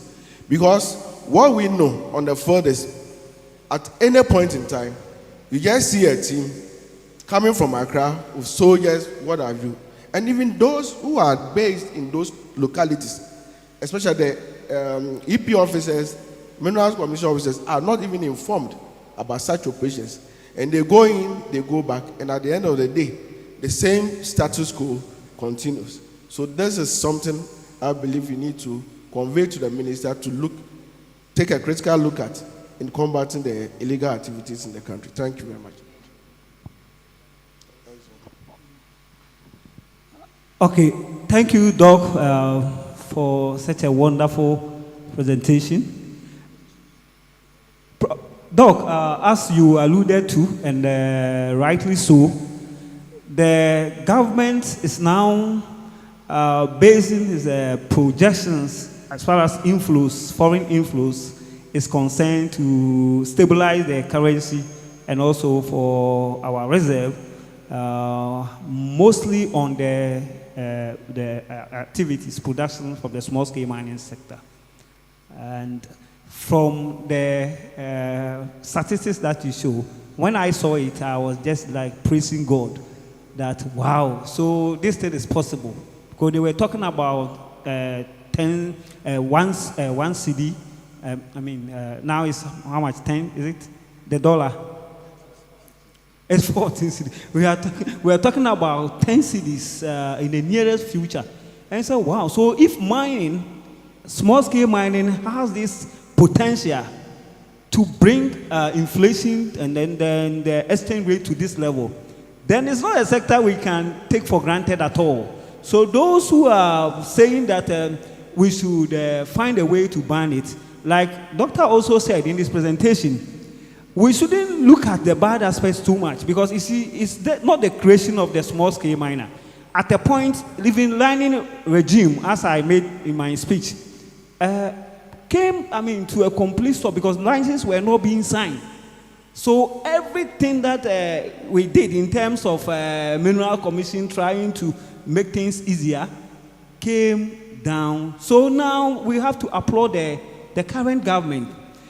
Why is it right that we appreciate so much is a consultative approach to coming out with ideas. And it's brilliant. For the first time, I was telling my sister from the ministries that, see, we are involved. There are so many things when you hear from people on the ground, it makes a lot of sense, like policies being channeled up there and pumped onto them. The miners that you see, even right to the illegal miners, very, very intelligent people. Some of them hold a lot of these politicians, they provide money for them. So like when you are thinking and you don't sit down well and plan, the approach, we heard, is there. We can solve it. The experts are there. So I'm happy that leadership will consult the academicians and then the experts like Doc, and together with us, I think Ghana will be able to solve the problem. Thank you very much. That is the rate from the small-scale mining. Please, have you exhausted all the 7 people? Okay, so we have one of our students. Prof, she has the microphone already, so you allow her, please. Thank you for giving me an opportunity to ask my question. My question is that since you are taking the Tanzanian approach to tackle small-scale mining, and the government is also trying the foreign way, as in paying small-scale miners to mine with proper equipment, and the government will maybe take the money as revenue to help the country. Doesn't mean that it's going to help improve the rate at which unemployment increases. Because if we are going to build mining sectors that are going to contribute to maybe increasing the revenue of the country in cities, making the dollars go down, that means graduates after graduating won't have to stay home. They'll get jobs to do.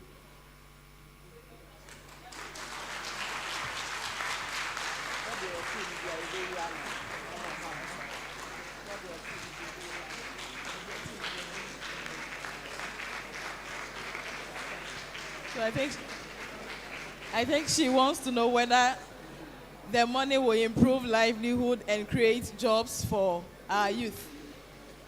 So you take the last one from last but one. Thank you very much, Dr. Mantia, for that very good presentation.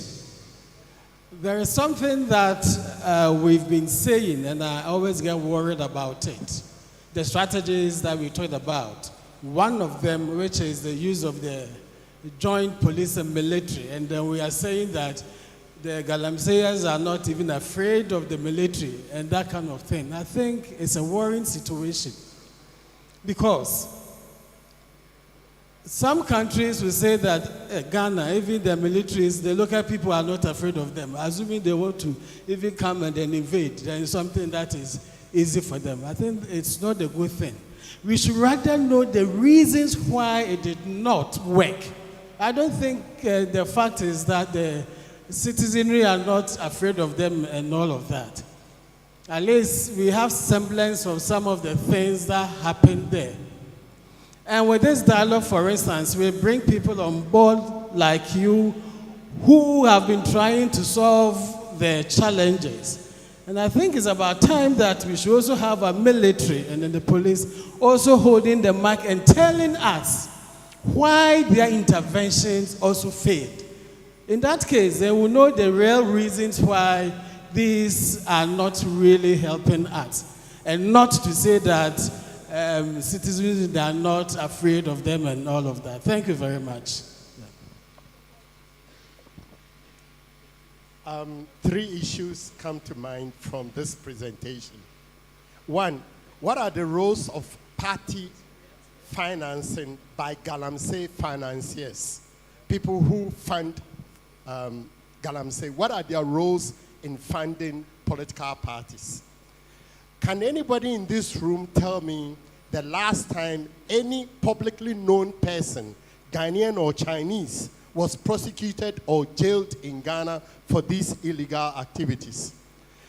Thirdly, I think it is so important, especially for those of us who are concerned about livelihoods. Ghana is not going to progress if we end up selling our gold in the form of billions.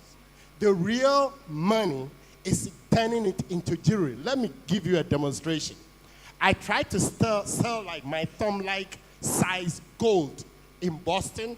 I got only $300. This wedding band cost me $400. I'm contrasting pure 18-karat gold with something that is an alloy. So we shouldn't only focus on stabilizing our city, we should also focus on serious use of oil, crude, lithium, all resources for real transformation to create not jobs, but employment. Thank you.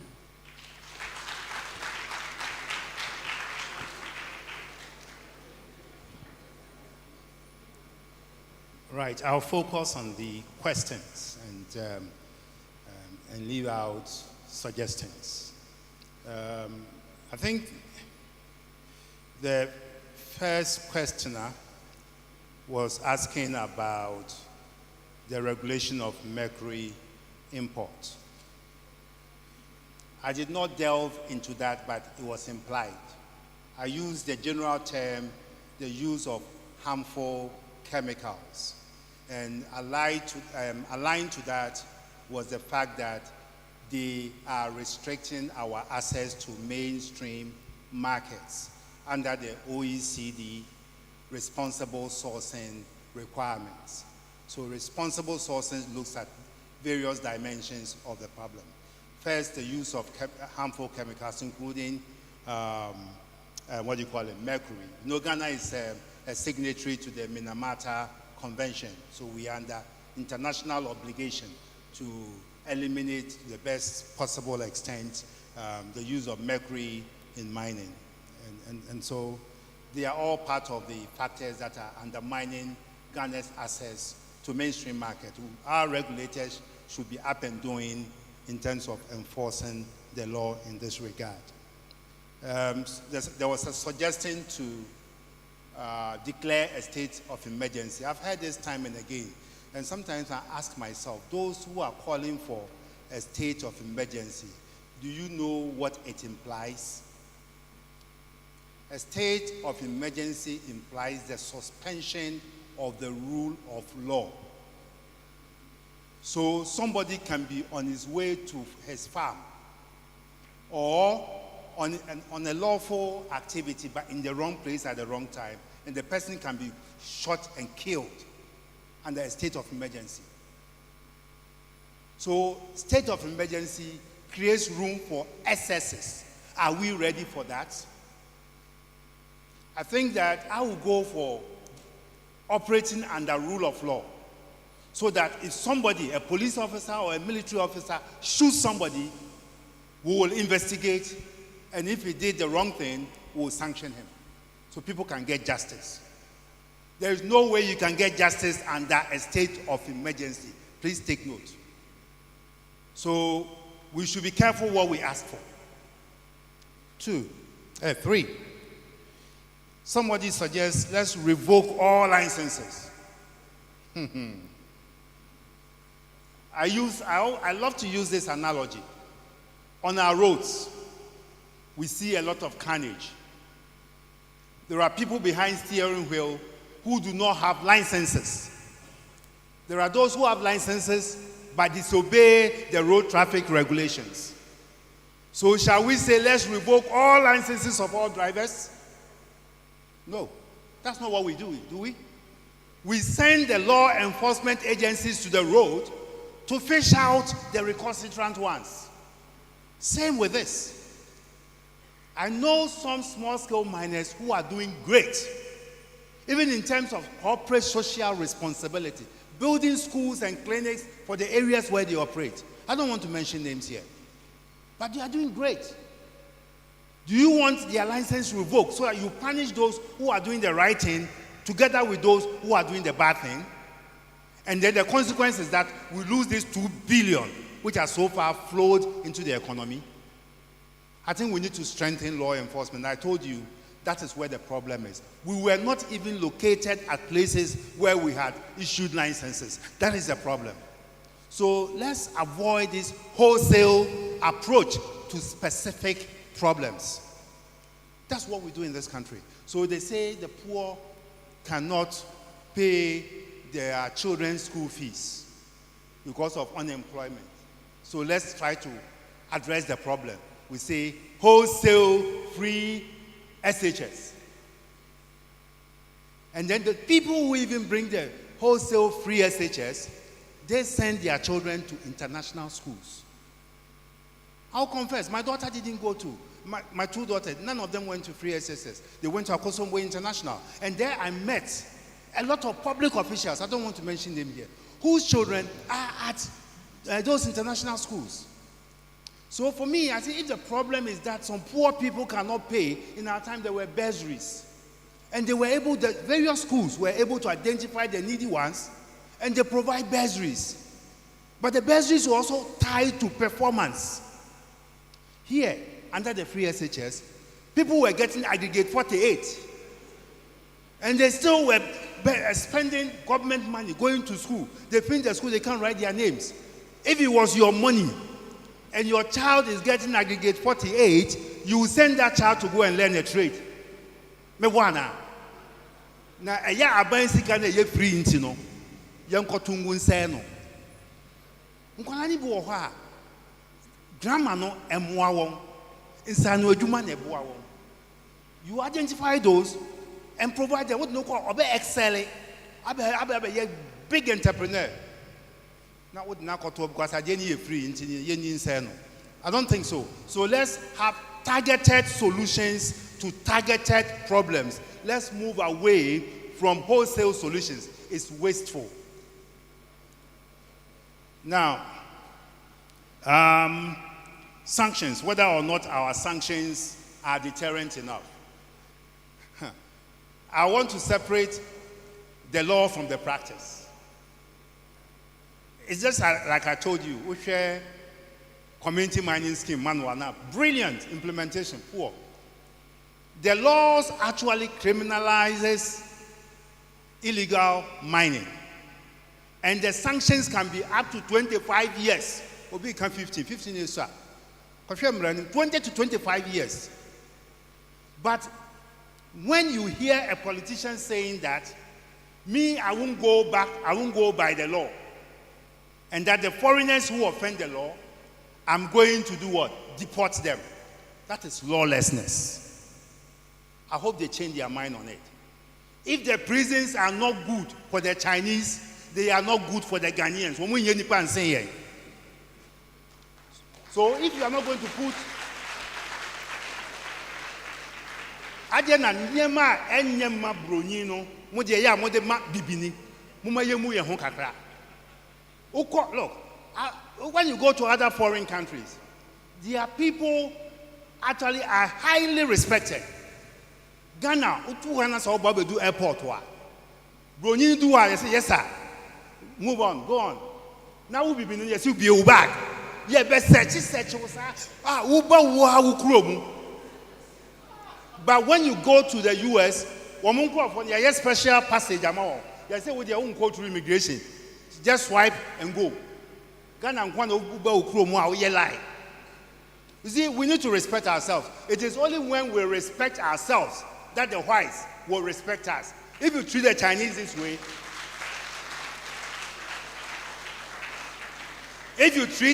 this way, say they can come and offend our law and they won't be punished. They will just be deported. They will never respect you when they see you in China. Because okay. There is the issue about alternative livelihoods. I think I talked about it. That let's make the alternative livelihoods meaningful. The ones that will put big money in people's pocket. The A and the MWA. Job creation. Okay. The schoolgirl was asking, yes, it's good to take measures to retain much of the value from our gold in our country. But it is even more important as to what we do with the revenue. This country, we are reckless. In my time as chairman of the Public Interest and Accountability Committee, many of you heard, projects will be listed as being financed with oil revenue. You go on inspection, the project is not there. On one occasion, we went to inspect road, and we went to the Roads and Highways Directorate, asked them to go and show us the road. We sat down, we were made to sit down for about 30 minutes, and then they brought some small bag with some money inside. That is the road. So the little girl has asked a very good question. What are the plans for the use of the revenues, the benefits we derive from these new policies? And I believe that a lot of it should go to support value addition. Okay? Value addition. And I'll link that to the suggestion that Prof. Pamford made. You see, we are a country, we are so lazy. Even the way we negotiate our resource contracts, okay, requires reinterrogation. You want to do business with a foreigner. There is a mineral in the ground, isn't it? It's gold. That gold, is it worth something? So assuming the gold is worth, the gold in the ground at market value is worth $2 million. What does it count in the negotiation of the contractual terms? Nothing. But I would have expected that $2 million worth of gold would be my equity to the project. Today, we will say we don't have any equity. All we have is carried interest. And that carried interest is tied to dividends. So when in the boardroom they don't declare dividends, you won't get anything. So companies operate for up to 15 years, 10 to 15 years, and they do not pay any dividends. So government gets nothing for its carried interest. You don't have any equity. You don't have a paid equity. Meanwhile, your gold in the ground is worth $2 million. So how did you negotiate that your gold, which is worth $2 million, is not converted into equity in the concession? So all you get is tax and royalty. But even come to think about the tax and royalty, the royalty is recoverable. So they pay the royalty and they recover, they treat it as cost. So eventually they have given you nothing. So all you are getting is the tax, which is at 35%. But they use creative accounting to avoid the tax. I did some work in the oil sector, what do you call it? Atuabo gas processing facility. Transfer pricing was going on the blind side of government, of GRA. When I raised it, they fought me. And then at an event like this, I raised it again, I embarrassed them. And then Mr. Kwame Pieni, who was then the chairman, said, please, GRA, sit down with what the man is saying, interrogate the information you have. Maybe there's some truth in it. So when they sat down, they went into the matter. It confirmed that indeed, some equipment and machines that have been imported from Dubai for the project in Ghana were inflated by as much as $40 million. $40 million is not the price, that is on the money that has been put on top. It's been inflated by $40 million. You know how that happened? The company in Dubai that was supplying the equipment to the company in Ghana were related. So I went to Dubai, I checked the company registry documentation, and the general manager of the company over there bore the same name as the general manager of Sinopec in Ghana. So they were fixing prices and reducing their tax payments. So when this was detected after the investigations, the prices were readjusted to fair market values, and then immediately Sinopec came into tax-paying position, and they had to pay an additional tax revenue of 16 million cedis to the GRA. So even with the taxes, we are not effective. They use all kinds of mechanisms to reduce their tax payments, and that's all you get. So we haven't been very smart about these things, and I think going forward, as more academia gets involved in some of these discussions, you begin to interrogate and ask why your $2 million or $4 million worth of gold in the ground doesn't count for any equity holding in the contract. All they have to pay is tax, because the royalty, they will actually recover it. So small girl, thank you very much for your question. Very intelligent. There was something about citizens not being afraid of the military. We fear the military, but it is only when the military becomes compromised that they lose the way their public esteem. It's the same way police report. The entire Yembu police for our Ghana no. It's because we must judge one or more jiska. This is so many omojuma. Yenim say yenim say soldier there won't mean bribe no. When I say woman so, won't cost up what there now. What no my year time. I'm saying yesterday somebody raised it here. So if that trend continues, they will also lose their self-esteem. So it's not about people fearing soldier or not fearing soldier. Soldier any party say me ah. If you are new to soldiers here. In other countries, you don't fear soldier. In fact, they offer services. Ghana nkwana soldier de ombo asunkwa.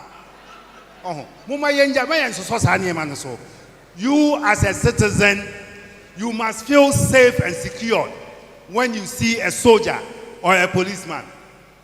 You must be safe and secure when I see a soldier and policeman. Why? Why? Okay. Now, political party financing. Yes, Mbacha, it's happening. I know of some politicians who have mine pits, okay, producing gold and generating money to finance their campaigns. And that is why when they go for campaign, or what you call party primaries, you see how much money they share. You just can't say biscuits, because so, and it's dangerous. In Latin America, narco mafia, okay? People who deal in cocaine, they are hijacking state authority and dictating policies for the government. Crooks, criminals, and they are hijacking your government. Now, we dictate state policy. Last one, value addition. I think Prof. Pamford, you see, this is what it does for you. The value addition. Because we are not collecting enough, if we were to take our royalty, you know, we take our mineral royalty in this country, for the last scale, we take it in cash. Even though the law allows us to take it in kind, as a share of production, but we like the cash. But if we were minded to take the raw gold and feed it into refinery and then jewelry manufacturing, okay, you will not be shipping gold bars. You will be shipping jewelry. And small jewelry, Prof was telling how much it costs. Very expensive.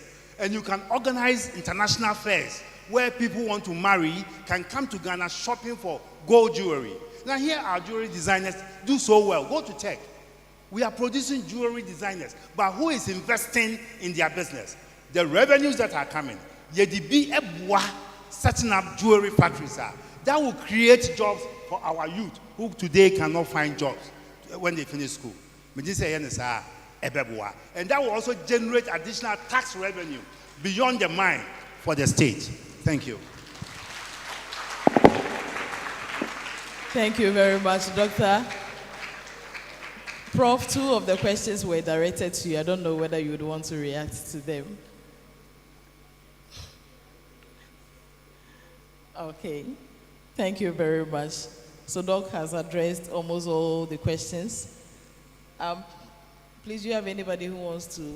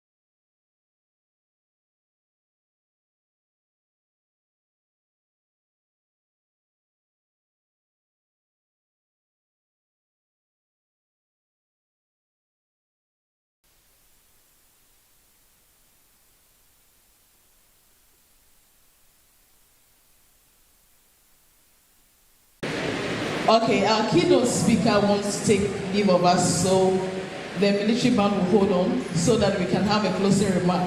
Then after the closing remark, we will see Prof. off. Please, let's welcome our chairman. Let's embrace him with a round of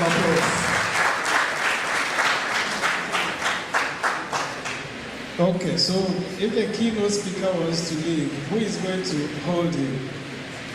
Who is going to keep him waiting? I want to keep my remarks as short as possible so that we can make it possible for him to leave. I wanted to strike a controversial note myself, given what I've learned from this session. And I wanted to suggest that it looks like some of the problems, a lot of the problems we are facing as far as the subject for discussion at this forum is concerned in terms of illegal mining, borders on 2 issues. The first one is our value system. Value systems. As Ghanaians, how do we come to be so corruptible?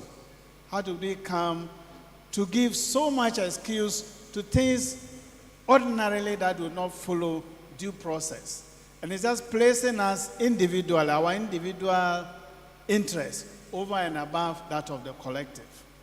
How do we come to like money so much that we do not care the means by which we get the money?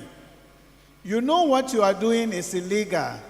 It is inflicting damage on the entire community. It is posing an existential threat on all of us. And yet, because you as an individual, you are gaining something from it, you think that that is fine. And how did we as Ghanaians come to be making excuses for things like this? So apart from being a value system issue, it's also a law and order thing, as simple as that. If it is illegal, it's illegal. If it is illegal, it is illegal. So I think that if we do not tackle this, hold these things by the horns, we need to hold it by the horns and say, look, this is what the real issues are. We are not going to beat around the bush. We are tackling it head on. We will be wasting our time making all these recommendations. If an armed robber is stealing and his excuse is that he's hungry, he doesn't have any means of livelihood, what do you do to the person? Say that of any ordinary thief. They know the property that they are taking doesn't belong to them. They are seeking to expropriate it. What do you do to that person? So bring that back to illegal mining. And one of our respected colleagues talked about irresponsible small-scale mining. I think that is just a glorified way of, giving cover to those who are actually within the illegal domain. Now, in the presentations, we've had a point about their contribution, the contribution of the artisanal and small-scale mining community into the overall output of gold, for example. Yesterday, we said it was about 40%. I think Prof. Kumar said about a third of the gold output. They are producing that. But yesterday, we also heard that even as they produce about 40% of that in their output, what actually comes to our kitty in terms of accounting for our national revenue is about only 1% of it. So if it is 1% of it and it's creating all these problems, it's not really a genuine point. If people say, look, we have lost the fight around these things, we've lost the plot, can we just say, look, everybody halt and let's refigure out how these things can be sorted before we can carry on? But after all, it's 1% that is going to be lost as far as the national budget is concerned. That is the controversial note I wanted to sound. So it's not about a blanket solution for a specific problem. It's actually targeting those who are creating the problems and dealing with that. We think that we don't have the regulatory framework to be able to enforce that sustainably. Why don't we just halt it and then work out the processes to get these things done? This is food for thought. But coming back to my role as chairman, obviously, personally, I have learned a lot about this whole domain of mining. I didn't know very much about that. Mining, small-scale mining, artisanal mining, illegal mining, all kinds of terminologies have come across here. We understand that, I understand that much better, and I believe that most of us have learned a lot from our experts from industry who've come here, and we've also learned from the academia who have been here also to share their views with us. We have had a great acknowledgement of the value of this transformational dialogue series. The best endorsement that we could have had for this actually came even from last year, where flag bearers, people who were contending to lead our country and provide the solutions to the problems all of us face here, came to this forum to tell us what they were going to do as far as mining is concerned. Promises were made. There were a number of things that were flagged. In the minister's presentation, some of them are already being done. So, for example, revocation of the LI that allowed people to do mining in the forest reserves. They say unequivocally, it's not ifs or buts. It's been revoked. What did Prof say? Revoked, in its entirety. There are no ifs or buts about it. I would have thought that we would extend that, given the contribution of that small-scale mining and the illegal people to the national kitty. We could have extended that to say, look, it looks like all of us are confused about how to regulate this sector. We don't have the mechanism to do it. The problems are manifestly clear.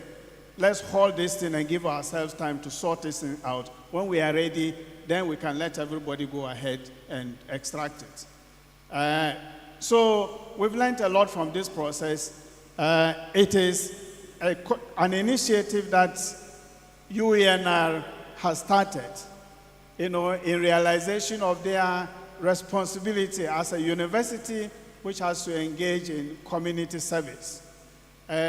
Knowledge generation, research, all those things will have no meaning unless it's translated directly into improving livelihoods and outcomes, as far as our economy is concerned.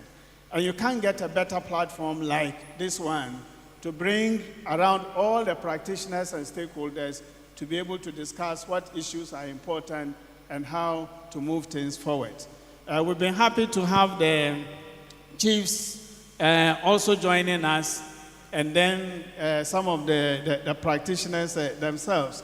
I think it's reassuring to learn from the minister's presentation that the will and the bill actually is the optimal combination. If we combine the will and the bill properly, it will give us an effective mechanism for dealing with the problems. A demonstration of leadership in this domain, which obviously has to be driven by the Ministry of Lands and Natural Resources, is clear by the interventions that have taken place already, and we've been assured that in terms of the licensing regime, which has created a lot of the problems, very specific actions are taking place. And in terms of future outlook, when this process is reformed, the local level will be much more actively involved in that. And the chiefs and traditional people will have input in that. Before you get a license, there will be local attestation, and obviously once that attestation is given, you have a license. In terms of enforcement, all of us become collectively part of that. And I think that is a very, very progressive way to proceed from there.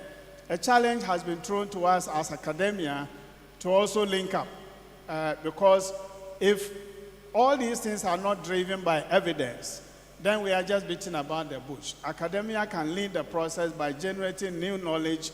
A lot of research is taking place in the university here, which is directly relevant to what is going on.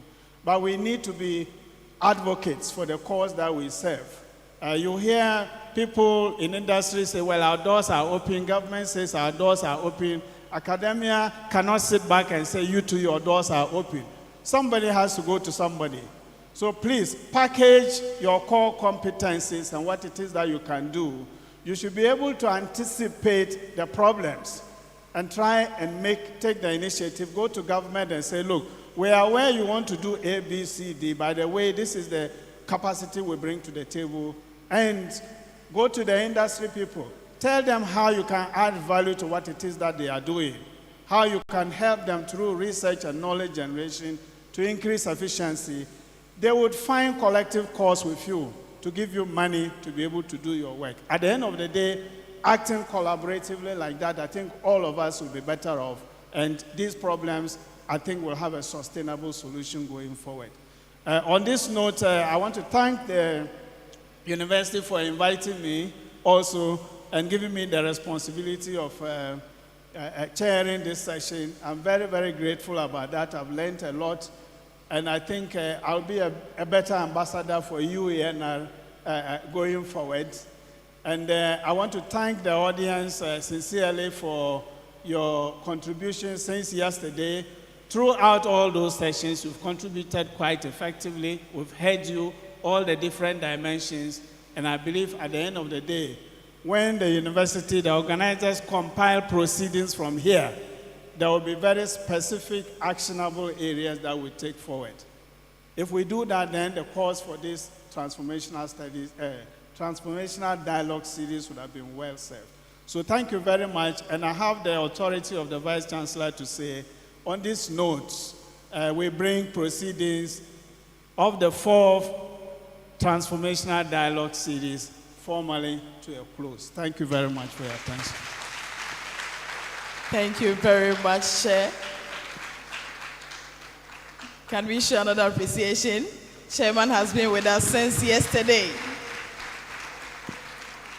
So it's the official end of the fourth annual transformational dialogue on small-scale mining on the theme, eliminating illegal mining in Ghana, the will and the bill. And we are taking this home, that the earth will continue to regenerate its life sources only as long as we and all the people of the world do our part to conserve its natural resources. So we are living with this popular quote which says, we do not inherit the earth from our ancestors. We borrow it from our children. So we are going to be held accountable for everything that has been bestowed onto us. Before I call the one to give the vote of thanks, permit me to also introduce myself. Yesterday, someone told me I didn't introduce myself. But before that also, I would like to apologize. We promised you we are going to see the President of the Republic of Ghana. He couldn't come, but he has promised that we should all get a hen coop. He is going to give us a kokon kitenkete, each one of us. Let's clap for that. So the university has farms. Maybe you keep them there. Anytime they are ready, we will distribute them to you. So my name is Benedict Tobin.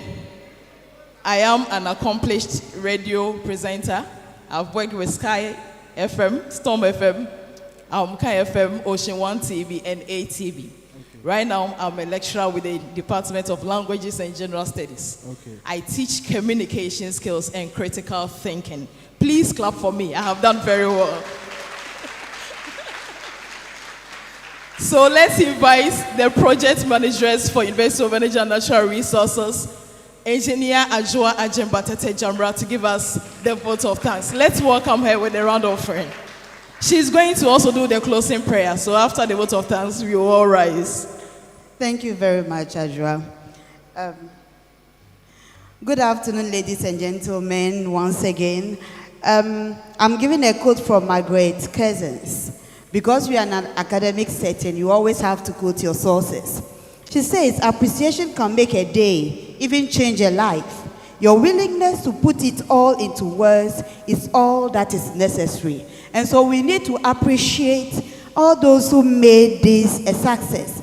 We want to start, we have a tall list, but because of time, I would like to appreciate Professor J.S.Y. Kuma, the keynote speaker. Thank you very much, Prof, for your presence and the informations you gave us. We also want to appreciate Professor Mohamed Salifu. He was the chairman for the occasion. He has held the reins for 2 days, and he did it beautifully. Let's give him a hand of applause. Dr. Stephen Matthew, your presentation is so superb. You realize that the audience were captivated. And we want to say that we are grateful for the presentation you gave us. Nananum, Yadawanasi.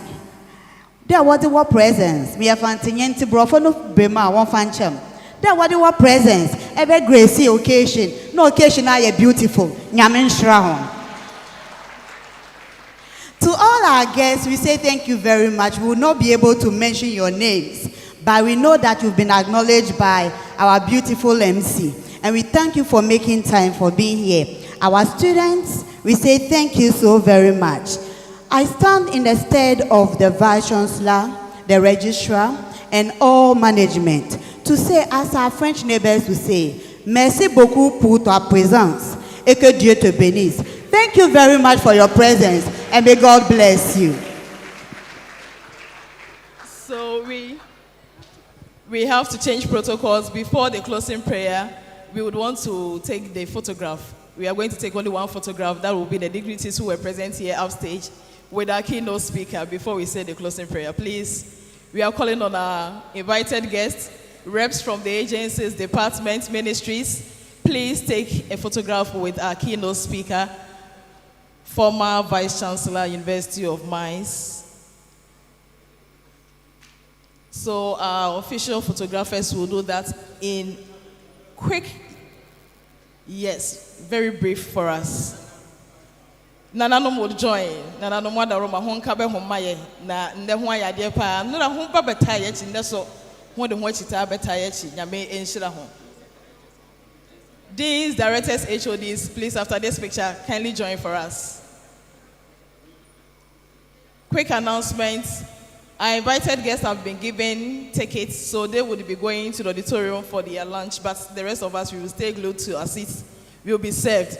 Please, if you don't have a ticket, don't go to the auditorium, please. We are kindly entreating all of you.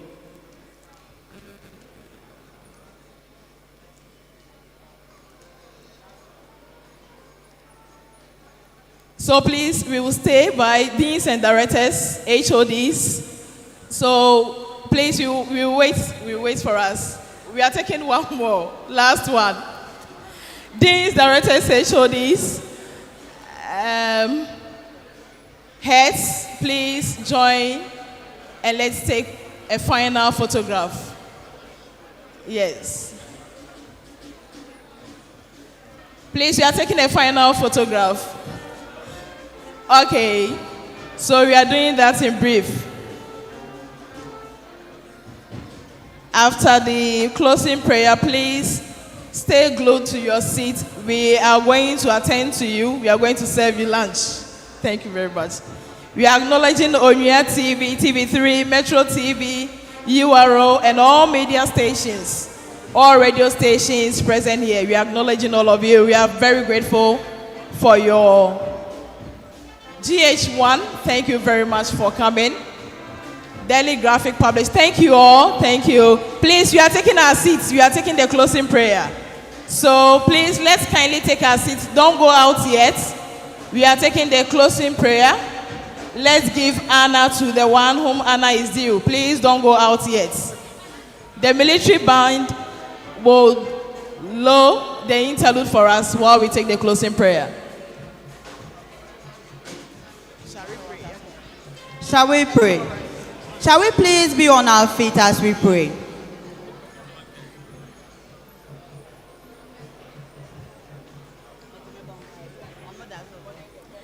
Our eternal Father, we are grateful unto you for the opportunity you gave us, for us to dialogue, for us to think about our mother Ghana, for us to have an impact, to make this country grow from strength to strength. We are pleading with you, whatever was discussed here, help it so that it can be fruitful. Help us have a better Ghana, and may your grace be abundant in our lives. In Jesus' mighty name have we prayed. Amen. All invited guests, HODs, deans, directors are going to the auditorium for their lunch. The rest of all, please wait. All of us will be waiting for our lunch. Thank you very much for coming. And we are asking you that next year we are hoping to meet you again because UNER is home. Thank you all very much.